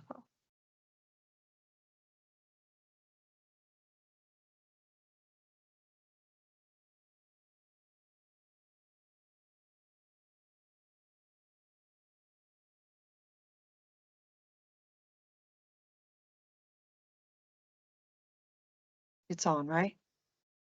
Okay, great. Please allow me to, again, give a thank you. I did during the work session this afternoon to the board members, to Superintendent Haberer, Colonel Stallworth, Mark. We had such a strong presence today at the Federal Evaluation Team visit. As you can see, a lot of people come in. It's a big deal. People from Washington, D.C. to Boston to California flew in just for this. And to have everyone's voice in that space was very much appreciated. So the purpose of this update is to really give some more specifics around where are we with funding for the PSMI project. Now, it's important to just have a couple of distinguishing pieces. First of all, we've got 2 PSMI locations in play. We've got Douglas Valley Elementary School and we've got Air Academy High School. For Douglas Valley Elementary, remember, there are no building fund, no bond dollars going to the match for that particular site. It is simply the money that we decided as a district, and you as the board and the superintendent decided it was an important enough project. We felt around 13 million was something that we could save over time. We have done that, so building fund dollars are not in play. And what I'm going to share with you here in a little bit only really applies to Air Academy High School. What we are going to be talking about is a limit on the cap associated with the federal match. With respect to Douglas Valley, it's not that there's not a cap. However, we have already put in our design proposal for Douglas Valley. It has already been approved. What the federal government shared with us is when we put that design proposal in, even though we're only asking the money to actually do the design, we also have to put in that proposal what we think the construction will cost. The construction of the new site, the PK8, the demolition of the old school, equipment that we'll need. The dollar amount that we put in that particular document, that design proposal, that is what the federal government said. They will stand by that match amount. We can't go higher than we put in that proposal, even though we still owe a construction proposal for Douglas Valley once the design is complete. The dollar amount they have said verbally, they can support the dollar amount that we had in that proposal. So really, this particular presentation is mainly focused on Air Academy High School, but it inevitably sparks the question, what about Douglas Valley? So that's the update there with Douglas Valley. Again, they will honor the dollar amounts that we put in that particular design proposal. So let's just kind of go through what is the history of the projected costs that we've been considering for this project since the beginning. And when I say since the beginning, we are going to go back to not today's FET visit, the one on March 14th of 2024. It's the one that we will always remember fondly, the 3-day visit where one of the days was a blizzard. All these people came in and they stayed in their hotel room and we did a virtual meeting with them. We had a Wednesday was the first day. It was a beautiful day like this, then all of a sudden over a foot of snow. So all of us always commiserate on that and remember it. So when the team came, we talked heavily about Douglas Valley, but they also wanted to know about Air Academy. And the box that's got the green lettering at the very top of the screen is what we shared with them at that time. We had done some conceptual work starting back in 2023 for Air Academy. And these are the dollars that we anticipated that the project at Air Academy would cost. And it's important that I just point out a few of these specifics. At the time, it was $212.8 million, our estimate, and we escalated that to $2026 at the time. But for this, I've escalated to 2027 because that's the apples to apples we're looking at. At that time, they also requested that buildings built through the PSMI program met net zero and photovoltaic. What does that mean? I did not know. So when I say that, please know I learned myself. Net zero and photovoltaic, by the way, is solar energy. Net zero means just that. What you spend in energy, you bring in energy. So the solar panels, the lighting, all of those pieces, it becomes a zero-sum game. So that cost was $238 million when you escalate it to $2027. Off to the right in the green font, that is how we derived the bond piece of how much we were asking. So if you take 238, kind of rounded a little bit, there you go to a $240 million project. That's where we got the dollar amounts of the 49 million. It was important that people see that. So now let's go to the second chart. This represents things that have happened since the bond passed. Specifically on February 10th, we were notified by PSMI that net zero was rescinded. That's $25.6 million. And we're not going to decide to say, let's just do it anyway. It was something extra. Money is tight, so we say that comes off the books. The other thing that was confirmed on May 19th, and it was discussed again today at the FET visit, was lead silver. Lead silver, the federal government does not require, however, now, but the installation, meaning USAFA, can tell us whether or not they require it. They do not. So between February and May following the bond, a total of 28.5 million came off the cost. That is why you'll see on a separate slide, I'll give you some details on what our particular design proposal was for Air Academy. So let's look at the bottom box. Where does that leave us on May 20th, right? May 19th, we find out lead silver not required. Okay, so May 20th, where does it leave us? If you take the 238.4 million in green, you take away the 28.5 in red that we didn't need to do anymore, you get 209.9. That's really where we were saying this is the dollar amount that we think we will need as the full project. Federal government 80%, D20 20%.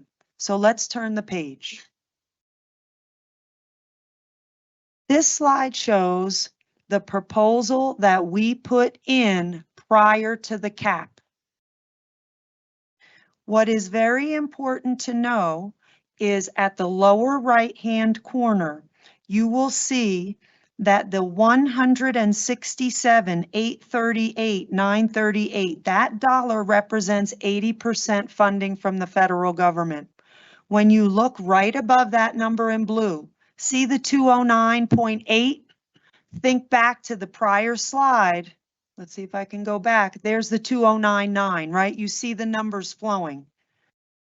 And so what the federal government told us is we now have to cap the amount of money that the DoD, Public Schools on Military Installations program, is able to give to District 20. So that's a change from what we were anticipating for this project, where we were never given a cap. 167.8 goes to 120. I'm going to go to the next slide. So now we decide, okay, if they're going to give us 120 million, we have to kind of backwards map what type of project, total project could we do? Well, if we just go 80-20, that's the share that is typical for these projects. That's the upper right above that line. We'd have 120 million in the federal dollars. That means 30 million in match from District 20 makes a $150 million project. If you do the math, 80% gives you 120, 20% gives you 30. However, we know in the bond, we listed 49 million, and now you can backtrack where that number came from. So if you look down below, an alternative perspective is to say, okay, we get the 120 million from the federal government, and then beyond that, we've got 30 million in match, and our voters approved dollars for this project. There's another 19 million sitting there. We can use those dollars. We now have a total project at 169 million. And that is basically what we presented to the federal evaluation team this morning in terms of what something like that would look like. Now, you might be wondering, as I would too, and as any community member would who voted for this bond, is that okay to do? The 49 million, we thought that's just the 20% match. Is this okay to use the 49 million? So let's look at that. Let's look at the bond language. And I would like to relay the legal advice that we received from our bond attorney at Butler Snow. So the bond language is this long, okay? This box just has the part that's really specific about what these dollars are for. So I want to just highlight, if you'll take a look, it's just kind of a reminder of what this was. Off to the right with the little red asterisk, these dollar amounts do not appear in bond language. However, they were a part of all of our conversations and presentations. So the 83.14 million, we were attaching 49 million to the match for Air Academy High School, 23 million for non-charters, and 11.14 for charters. Then there's an important line that goes below that. It says, and for acquiring, constructing, or improving any capital assets that the district is authorized by law to own. So when we spoke to the attorneys, they shared the following. I have those two areas highlighted specifically in yellow. They said, basically, if you are going to use the entire 49 million, our legal opinion is that that is acceptable, because you would be using those dollars for two purposes. First, you would be using it for the 20% match, which is the first yellow line. And they said, secondly, the remaining 19 million, if you will, of the 49 would be used for the yellow line at the bottom, constructing or improving any capital assets that the district is authorized by law to own. That's the Air Academy High School facility. Let me go ahead. I'm going to move the slide. Oh, yes, thank you. That would be confusing. Okay, but I should have been a little sharper. So let's talk about it a little further, because we know as well that conversations came up last year, and the beginning of this year that sounded like this. Here's a question we would get. What if we were building Air Academy High School and it came in less than 240 million? It came in at 210 million. Would you issue all of the bonds because the matching dollars required for that project would be less? We said, no, we would not issue those. Well, that's really not the situation we're in right now. When we think about it, at the top, there's two main reasons we would not issue all of the 49 million. The second one with the little bubble says, if we had the ability to complete the full scope project under budget. We don't have that. The other one is, if we had such a reduction, or remember, people would ask me, Becky, are you sure the money's going to be there? I said, I don't know. I said, we have the best hopes, but we cannot guarantee. And I used to say, if they cancel the whole thing, then we don't issue the bonds. Well, we're really not in that situation either. They've given us a match value of 120 million. With the 49 million, we can still build a school that meets the bond language. Now, it will have to have some reduction in scope. Square footage is the main piece of that. And of course, we've also talked about the career and technical education pathways. We would still have aviation, still have advanced manufacturing, still put those spaces in a center for excellence, etc. But some of the other pathways that we wanted to also start, culinary arts, hospitality management, computers, AI. We also were talking about some mechatronics, which is advanced manufacturing coupled with robotics. We can't afford to start those new pathways, but we can take what we have and we can make them better.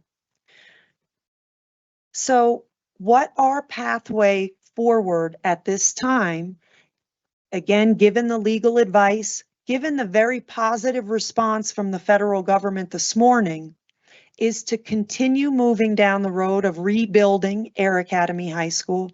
We do not want to revert to a renovation. Because remember, renovation is more than just, that looks really nice. It's the plumbing. It is the electrical. It's the HVAC. And we know that Air Academy High School is sorely in need. And so we don't want to dump trying to take old systems, some back from the 50s, and get it up to snuff. And we believe we have a pathway forward in what we shared today. And again, the legal support to say, you know what, the 49 million is a valid use of bond dollars for those two valid reasons. And also saying our commitment to the voters is not now at odds with what we would be doing, because we are not in the situation of saying, great news, we can build the full scope project, we can get it all done for 210 million. That is not the case. So that's really where we are right now. We literally meet with the federal evaluation team again in the morning. We will talk about next steps, and we will continue. It's very important that the community knows. We will continue to look for other ways to complement the dollars. For example, when we sell the bonds, the 47 million, there's a chance there'll be premium. That's additional dollars coming in. Interest income. Community partnerships. We had a great day with Siemens. There could be others out there that they hear about the project and want to contribute. So lots of things are on the table, but this is truly the pathway forward that we see for this. May I answer any questions? I don't have a question. I just have a comment. I appreciate all your work this morning and coordinating all of that. I do think we have some exciting community prospects ahead of us, and I encourage you again to really dive into that. Director Cons, do you have any comments or anything? First of all, on that same vein, they told us that we can't change the scope of the project once we receive the money.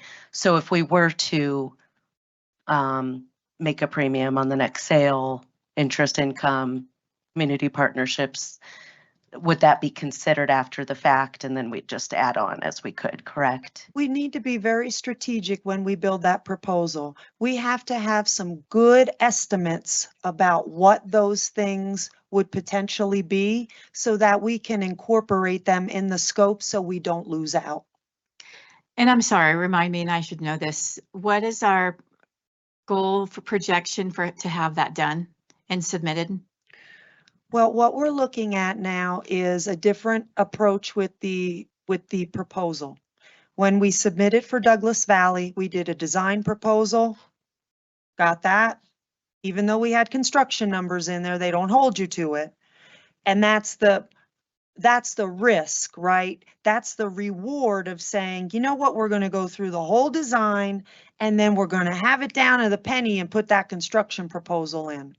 And that is because if we over or underestimate, we risk putting some of the money that we put in that we maybe didn't need to for a Douglas Valley. This is now a different strategy. 120 million, that's it. So what we'd like to do is put a proposal together. It's called a design construction proposal. It doesn't mean we need blueprints. We can still use our conceptual designs. I asked that today, but that will speed up the process because whenever funding might be in jeopardy, the faster you move, the better. So it will be a priority for us. Just as it's been, I mean, you can see what the team was able to put together today after a couple weeks notice, and we will put the same vigor in the next step as well. Director Cons. And that was my other comment, just for anyone out there that was kind of gut punched when we heard the reduction, you know, down to 120 million. They reiterated, the DOD reiterated to us several times today that we are locked in. We are going to get the money, but we do want to move as fast as possible so we actually are in receipt of the money. But they, just for everyone to know, you know, there was 161 schools on military bases, if I'm correct. They had previously done the first 59 in a few years ago. Air Academy was number 61. Douglas Valley was number 71 on the list. They locked in approval through 71, through Doug Valley. From school number 72 on are being reevaluated. So it did put my mind at ease that at least we had that verbal commitment several times. Yes. That we're locked in to now receive that money. And so definitely it's in our best interest to move swiftly. And there are several of us that are still hopeful that we can fight and get some of that back. So we will continue to do what we can control and connect and do what we can. So thank you. All right. Thank you. All right, Mr. Belcher. 6:54. Mr. Belcher, how many people have signed up to speak during public comment section 1? We have 3 individuals who have signed up. Thank you. The board welcomes the comments of our community members. We greatly value all comments from the public, but in order to adhere to board policy and accomplish the work ahead on the agenda, the board and superintendent will not respond at this meeting. Speakers may offer appreciation for or criticism of school operations and programs as concerns them, but are encouraged to exercise their speech rights responsibly, as they are personally responsible for any legal consequences attributable to their comments, including claims for defamation. Please keep in mind that students often attend board meetings. Speakers' remarks, therefore, should be suitable for an audience that includes kindergarten through 12th grade students, including no use of profanities or obscenities. Comments concerning personnel matters should be directed to the superintendent or board president in writing with your signature. Supplemental written materials can be given to the security guards and they will be delivered to the board secretary. The board president will recognize each speaker, and consistent with GP 4.04, comments will be curtailed if remarks or behavior becomes inappropriate. The board president may interrupt, warn, or terminate a speaker's statement that is unrelated to the business of the school district, inappropriate for K through 12 students, or disruptive to an orderly, civil, and productive meeting. Thank you for your cooperation. All right. Our speakers this evening are Lauren Anderson, followed by Eddie Waldrop and Katie Chukis. Lauren Anderson, you're up.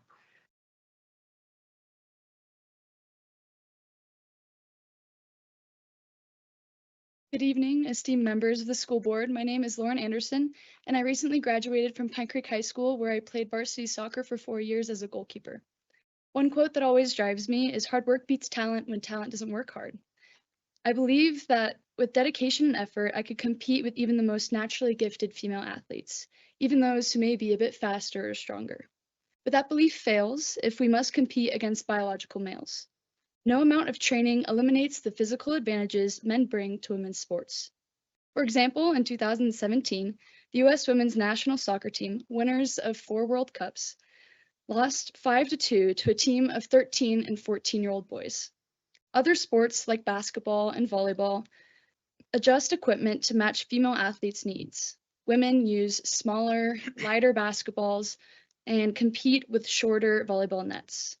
These changes promote safety and performance by accounting for physical differences between 2 genders. Women's soccer makes no accommodations. We play on the same field, use the same goals, and kick the same ball as men. As a goalkeeper, I am at higher risk of concussions, fractures, and other injuries if I goaltend against a biological male, since they shoot about 20 miles per hour faster than the average female. The only safeguard women soccer players have is fair competition, and that is ensured by only playing against other biological females. I urge District 20 to adopt policies that ensure female athletes compete only against biological females. Without action, the board will force girls to accept biological boys in both competition and private spaces as a condition for playing high school sports. Your leadership must do more than protect us on the field. It must preserve the very definition and identity of women's sports. Thank you for your time. Our next commenter is Eddie Waldrop, followed by Katie Chukis.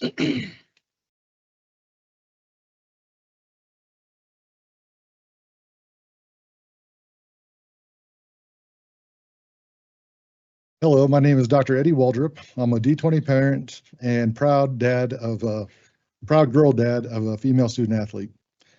Tonight, I'd like to voice my support for D20 to adopt a policy reflective of preserving fairness and safety in sports, similar to that of D11 and D49. This topic is too important to wait, and I think it's important for the district to act now. I believe it can be done in a manner that respects the inherent dignity of all parties involved. Those who know me and have heard me speak and talk before will recognize my focus on reason, logic, evidence, and objectivity. On this topic, the essential evidence rests in biological reality and the differences between males and females. Without a policy in place protecting girls' sports and spaces, D20 is effectively compromising the integrity, fairness of school sports and protected spaces. Biological sex is determined at conception and cannot be changed. Sex is determined by what type of gamete a body is designed to produce, large or small, regardless of the ability to produce them. D20 is a large, visible, and important school district, both locally and across Colorado. It's critical for D20 to take the lead and be proactive in setting a standard and policy that protects female athletes rather than putting coaches, parents, and officials and students in precarious situations. I think it's important for D20 to be a leader in our state and our region. I would have loved to see D20 take the lead on this topic and consider it essential to join D11 and D49 in the responsibility in this matter at this critical time. Thank you for your time and consideration.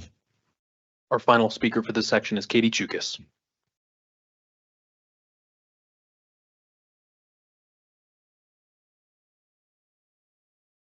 It seems that we can talk about things that are not discussion items. So I'm going to go back to talking about the budget. Again, I live in the district. I'm an Air Academy parent, co-chair of the SAC. And I'd like you to use the 17th, your next meeting, to discuss more about Air Academy High School. This $40 million shortfall in the building is going to be a big haircut, and we should really be using the 2025-26 budget to show future projections to close that gap. We need to raise capital reserves to get this reflected in the forecast. I know we're going to add them mid-year, but let's make a recommendation in the budget that they're allocated to PISMIP and allocated to PISMIP for Air Academy High School. Let's get some scenarios associated with that.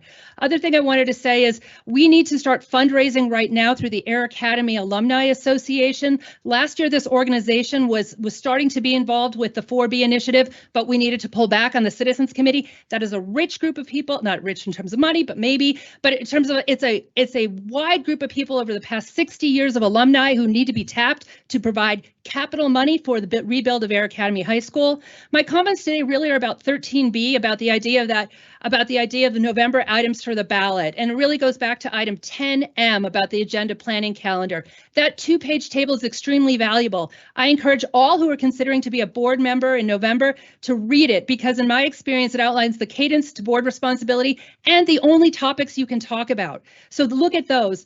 I also included some additions to that. I think every April and every May and every year, there needs to be items about what to put on the ballot related to financing. This is in the language of bond initiatives for capital investments or other items that we need to put out to voters like mill levy overrides to get additional funding. This is not stuff for election years. This is for every year in May and April.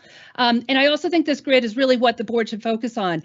Again, I also have a CHSAA athlete. That's why I don't come in the spring. Hands up if you've got a spring CHSAA athlete. Anybody else have a spring CHSAA athlete? Okay, one other person. But thank you. Your time is up. Thank you. Please vacate. Please vacate. All right, we need a motion to approve Resolution 242-25, approval of primary textbooks for ESL by National Geographic Pathways grades 9 through 12. Moved. Second. Is there any further discussion? Do we want to rediscuss, or are we ready to vote?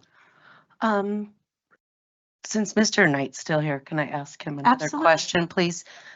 Mr. Knight, can you kind of walk through, just remind us of, this textbook is up for being used starting this fall? At Rampart this fall. Okay, Rampart. Are there alternatives? What's the process? Should we vote no? What would be your process? I just would want to know what your situation is. It's a good question. So right now, there is an inferior resource that's being used with teachers, and teachers have to spend an extraordinary amount of time supplementing, researching, and finding non-vetted, non-research based full package. So they're having to splice things together. So it's not to say that they're using non-research based practices. They're just not all in one place. And so the planning time for the teachers that are supporting our English language learners is going to be continued to be expanded without additional time or compensation, or they're going to have to spend more time looking for resources than this would provide. And so in the interim, should the vote be no tonight, will your team continue to just be looking at alternatives? How soon would they be implemented, presented? Yeah, under the normal scope of standards review, it would happen in the fall. We'd come to you in the winter, early winter, so that we can propose. The school always has the right to do a school level review, which is what they did today. They did a school level review, but that wouldn't be again until the spring. Okay, I thought so. Yeah. I want to just work through logistics of just how it looks for our students.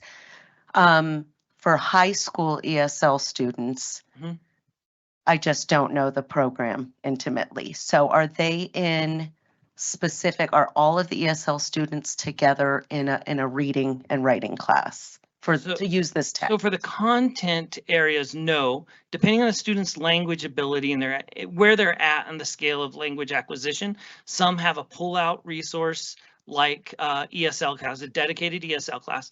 Others are integrated. So for this text, it would be in an ESL pull-out. They would have access to the general education and the content areas throughout the day, but this is an additional supplemental class. And what about the other high schools with this similar? Anytime we approve a text, especially those that are school-based, under the previous model of school autonomy, each school can select their own as long as it's on the approved list. Right. So if this is on the approved list, it would be available to all of our high schools. But this was specifically before by Rampart. So I guess what I'm asking is, do we know if other high schools have alternatives for this similar content? Rampart looked at all the alternatives before they went to this process. Okay, thank you. Just curious what the pool looked like currently. Yeah. I think that's all I have. Thank you. Thank you. Anybody else have further comment? Okay. I just think at some point we have to uphold what it is we're about, and that's excellence, even if it means a temporary inconvenience. So, but okay, roll call, please. Vice President Cons, No. Director Wilburn, No. Director Payne, No. President Shandy. No. All right, we need a motion to approve Resolution 243-25, authorization of the designated election official, DEO, to submit a notice of intent to participate in the November 4th, 2025 coordinated election for the purpose of seeking 3 director position seats open on the Academy District 20 Board of Education. Moved. Second. Discussion, please.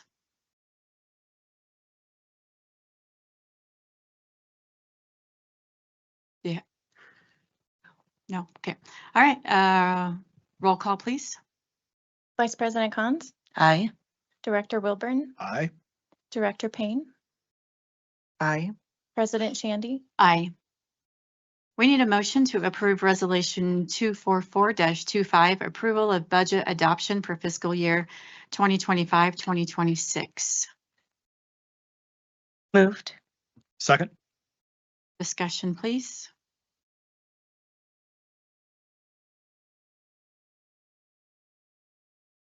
No? Question. No questions? Okay. All right, roll call, please. Vice President Cons, Aye. Director Wilburn, Aye. Director Payne, Aye. President Shandy. Aye. Mr. Belcher, how many people have signed up to speak during public comment section 2? We have 9 individuals signed up to speak. The board president will recognize each speaker, and consistent with GP 4.04, the comments will be curtailed if remarks or behavior becomes inappropriate. The board president may interrupt, warn, or terminate a speaker's statement that is unrelated to the business of school district, inappropriate for K through 12 students, or disruptive to an orderly, civil, and productive meeting. Thank you for your cooperation. So with 9 speakers, I will call who's up to speak and then who is on deck. If you're called up to deck, please feel free to sit in the front row. Our first speaker tonight is Brian Moody, followed by Ginny Poss on deck.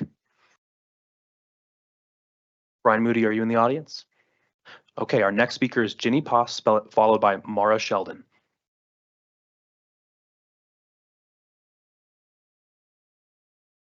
Hello, my name is Jenny Pass, and I'm a cross-country, track, and volleyball mom in D20.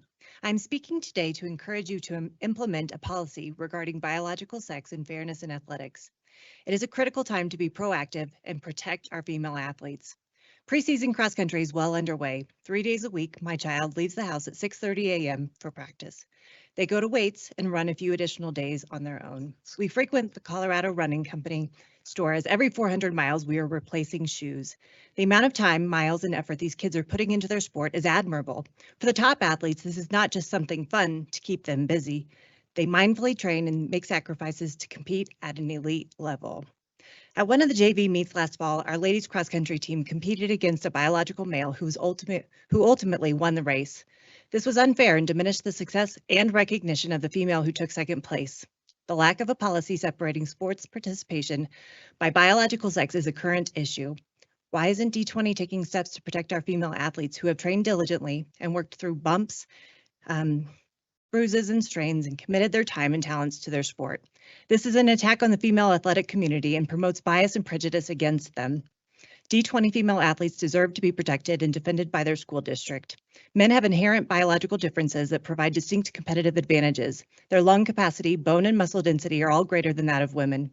Given these differences, we have a responsibility to protect the physical safety, the fairness and equality of opportunities, as well as the recognition for our female athletes.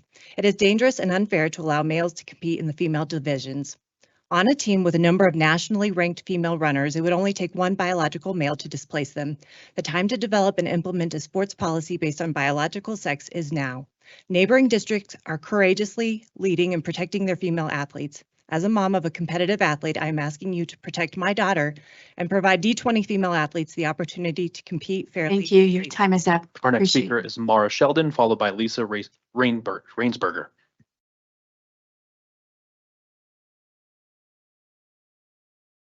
Administration and community members. My name is Mara Sheldon, and I'm here today to speak on behalf of early childhood special educators and preschool para-educators regarding a matter that deeply impacts both the quality of education we provide and the well-being of staff who deliver it. Today, we were informed that the expectations placed on early childhood preschool education teachers and paras will grow significantly next year. As we serve general education as a general education teacher for up to 30 students, each of those students require detailed report cards, 3 per year, which are far more intensive than those of elementary grades. We also conduct 2 parent-teacher conferences a year and daily instruction. However, our role does not stop there. We are also act as special education teachers for up to 14 students. That includes responsibilities such as updating progress reports, conducting annual IEP meetings, completing center-based evaluations, and in-house evaluations. These are critical components of early childhood intervention and individualized instruction, and they require focus and careful planning to execute well.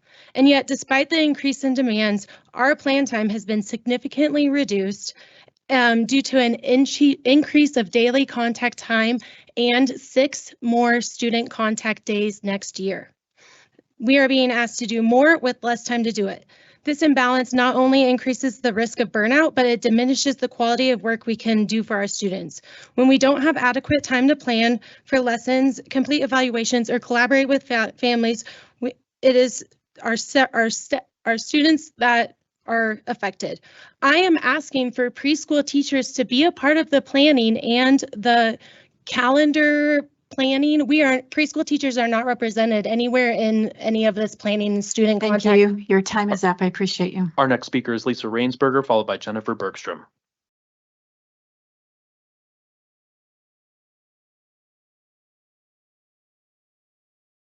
Good evening.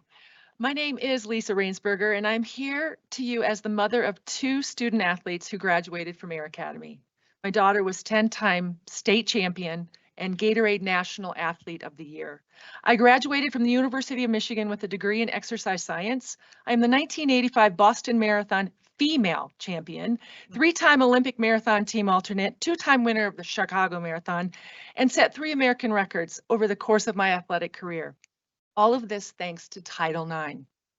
I attended the Female Athlete Conference last week in Boston and learned the statistics I'm about to share with you from some of the best researchers in the world about sex differences between male and female physiology. Puberty gives biological males a permanent performance advantage. Testosterone levels surge up to 30-fold higher, triggering greater muscle mass, strength, speed, and aerobic power that females cannot match, even with similar training, coaching, and opportunities. By age 14, boys run, jump, swim significantly faster and farther than girls. This divergence directly aligns with rising testosterone and is not due to motivation or effort. In 2019, 10,000 boys, over 10,000 boys, this one still gets me, ran a faster 400-meter time than the 3 fastest women in the world. 10,000 high school boys ran faster than the fastest 3 women in the world. These biological advantages are why sex-separated sports exist. Without them, female athletes lose not just races, but scholarships, podiums, opportunities, respect, and self-esteem. It is imperative we continue to value the importance of protecting female athletes. Thank you. Our next speaker is Jennifer Bergstrom, followed by Andrea Dewing.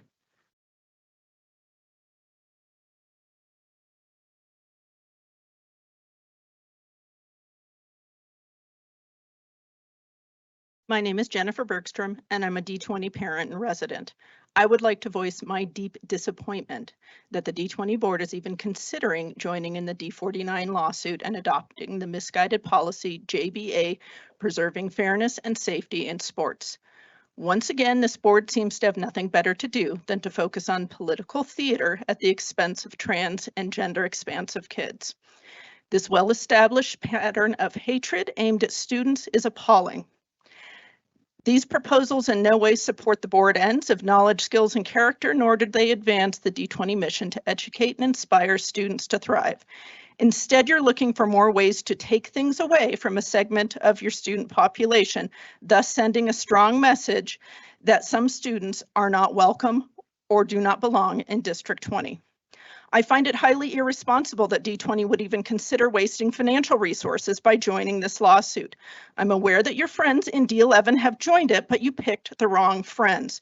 You've chosen those who wish to tear down public education, to break it, and to divide it. District 20, I expect you to be better. Stand for something positive. Stand for unity. Stand for your students, each and every one of them. Superintendent Haber, what happened to bringing people together? Instead, you choose to stoke flames of hatred, of separation, and destruction. The D20 of today is a shadow of its former self, but it still holds so much good. You just need to shift the focus back to building positive and inclusive school communities rather than tearing them apart. Your proposed actions do not serve the D20 community, and you know this because otherwise you would not be holding this conversation behind closed doors in an executive session. Our next commenter is Andrea Dewing, followed by Sherry Sims.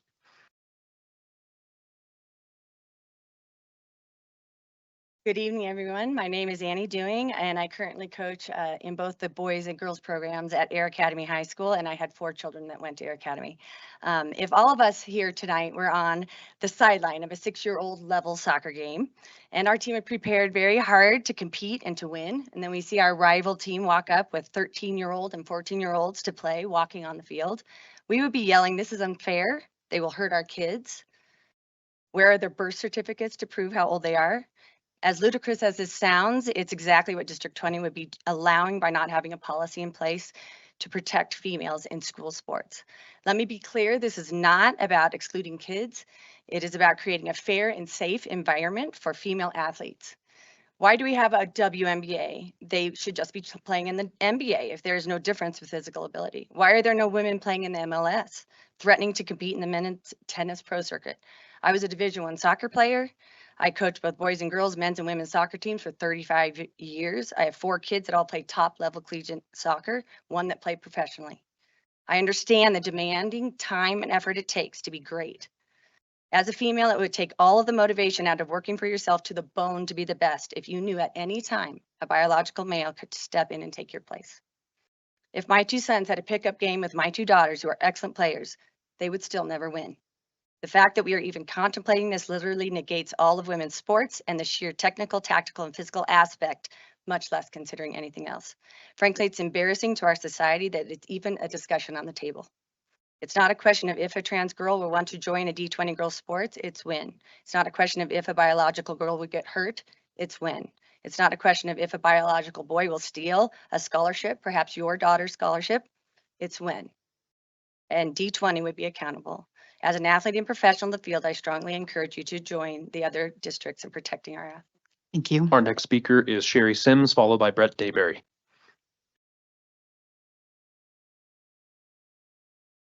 Hi, my name is Sherry Sims.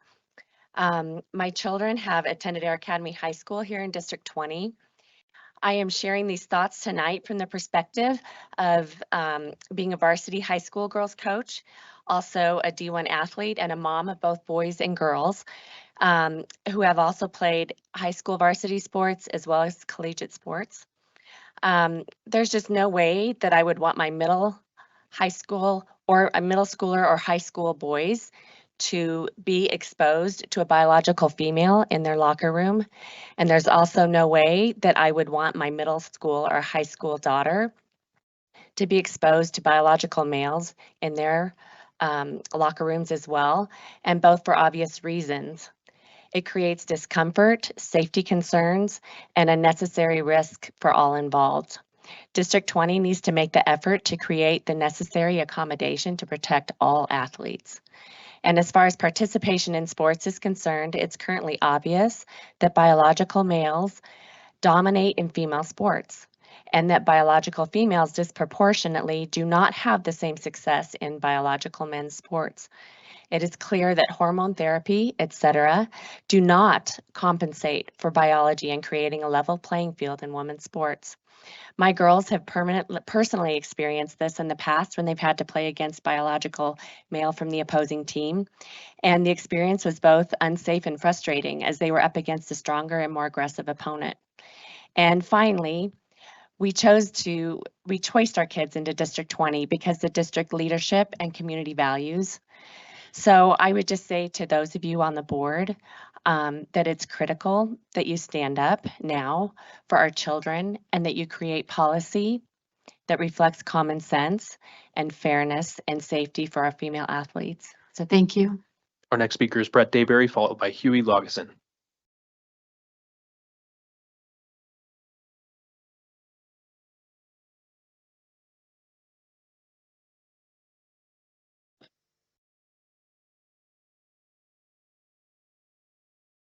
First off, I want to welcome Susan Payne to the board. Secondly, I want to provide her a bit of personal history. I've been fighting with the D20 board for over 3 years now, fighting to get rid of the woke stuff that's been allowed to happen in this district, fighting for the protection of our kids, fighting for parental rights. At this point, very little progress has been made in these regards, and I have zero tolerance for any more excuses. I've heard them all. One of the chief reasons that this lack of progress is the fact that Aaron Salt sat on this board during that whole time period. Not only did he not get anything done in these areas, he was the deciding vote on a number of issues that could have moved the district toward correcting some of these issues. Now, you've been appointed to replace him. I realize you just replaced him like 15 minutes ago, but I recognize that your window of time and your opportunity to make a difference is very short, because after summer break, it will soon be campaign season for the November board elections. As a start, my recommendation is for you to sit down with Derek and Amy and get the text for the ACA or non-legal name change that currently reads does not require parental approval changed to read does require parental approval. It's quite simple. Do you believe that it's the parents who should raise their kids, or do you believe it's the state's responsibility? After summer break, this change will have been made or not. Either way, it will be due to your input and your vote. At that point, we'll know who to support or not in the upcoming board election. Our final speaker is Huey Laugesen.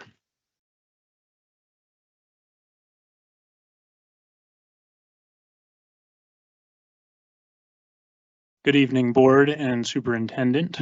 My name is Huey Laugesen. My wife and I live right here in D20, where we are raising our son and our daughter. Tonight, I'm here to talk about something no reasonable party should hesitate to defend: the rights, safety, and fairness owed to our daughters. District 20 needs clear, proactive policy that recognizes biological sex as the basis for girls' sports, bathrooms, and locker rooms. Not ideology, not identity, reality. Neighboring districts, D11, D49, are already acting. They're not waiting for a national headline to land in their backyard. They're not waiting to become the next Loudoun County. They're doing what leaders do, seeing the issue and stepping up before one of our daughters gets hurt. District 20 should not be silent. We sit in the heart of Olympic City, surrounded by athletes and families who understand the value of fair competition and the cost of losing it. Let me say this as plainly as I can. My daughter and every other girl in this district deserves a level playing field. Every girl deserves privacy in the locker room. Every girl deserves to know the truth, the adults in charge have the spine to say no to the nonsense and yes to the truth.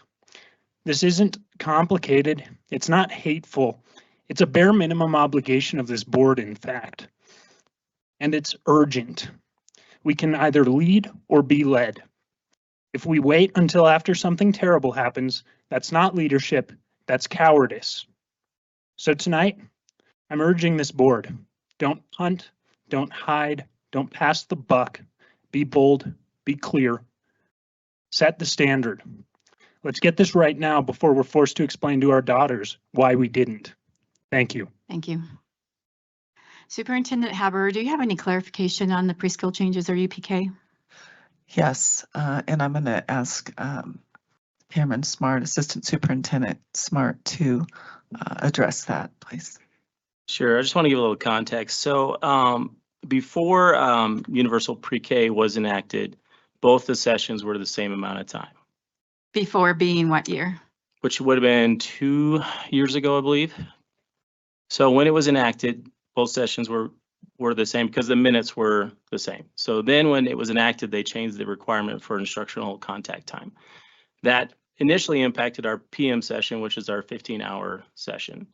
And so we had to make some changes to lengthen that session to meet those requirements. Then this year, they made some changes to the AM session, which is our 10-hour session.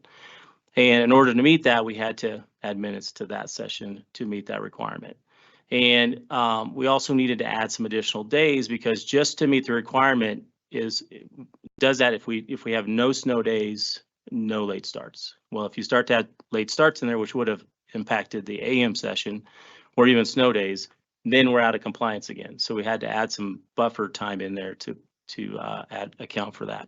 We also wanted to look at, well, they only go 4 days a week. So those preschool students only go Monday through Thursdays. Friday is really a planning day for the teachers. So we wanted to keep that Friday, not extend into 5 days for preschool students, which you could have done to beat the minutes, but wanted to keep that Friday as a full planning day for staff and not impact that day.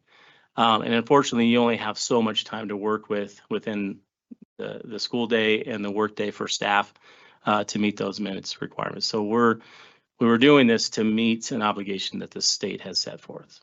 Okay, so just to reiterate, yeah, these are not our random changes. These are No. our changes based on changes made from the state that we need to meet those requirements. Correct. And that was shared with us very late in the semester. I think we didn't even know about it till in May.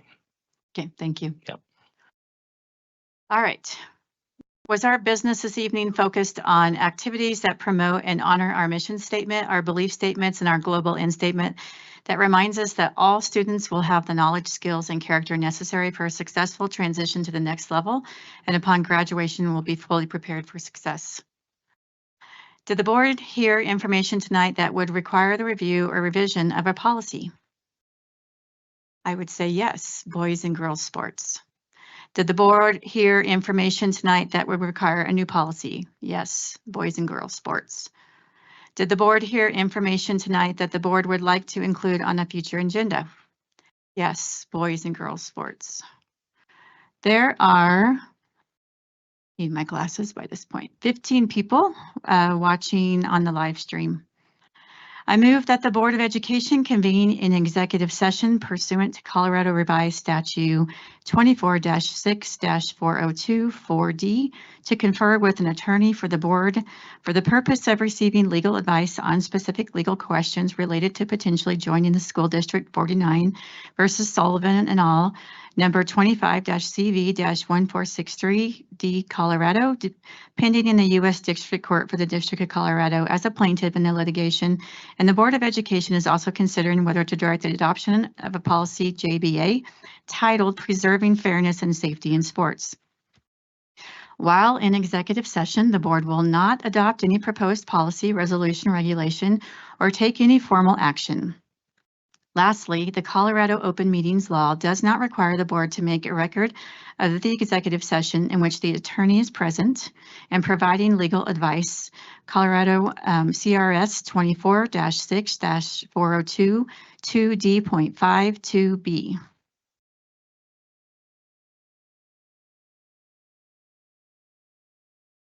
Moved. Second. Roll call, please. Vice President Cons, Aye. Director Wilburn, Aye. Director Payne, Aye. President Shandy. Aye. The executive session will be held in Superintendent Haberer's office, and invited to this executive session are Director Cons, Director Payne, myself, President Shandy, Director Yanez, but she is absent. Is she going to join virtually? No. Okay, she will be absent. Director Wilburn. Also invited are Superintendent Haberer, Miss Becky Allen, Mrs. Tanya Thompson, Mr. Mark Belcher, Mr. Cameron Smart, Mrs. Susan Field, Mrs. Shelley Kuser, Mr. Shane Knight, and Mr. Chris Murray. The business portion of this meeting is over. We will take a 10-minute break to reconvene in Superintendent Haberer's office for the executive session.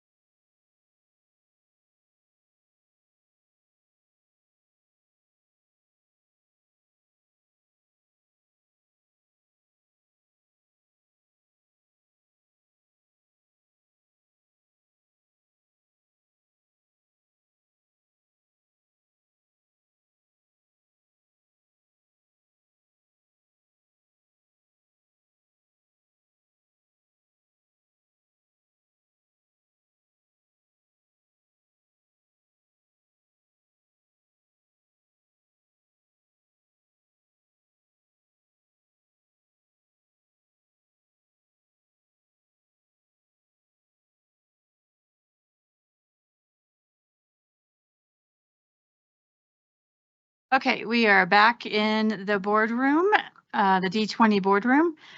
Present is Ms. Thompson, Director Payne, Director Wilburn, Superintendent Haberer, President Shandy, and Director Cons. This meeting is adjourned.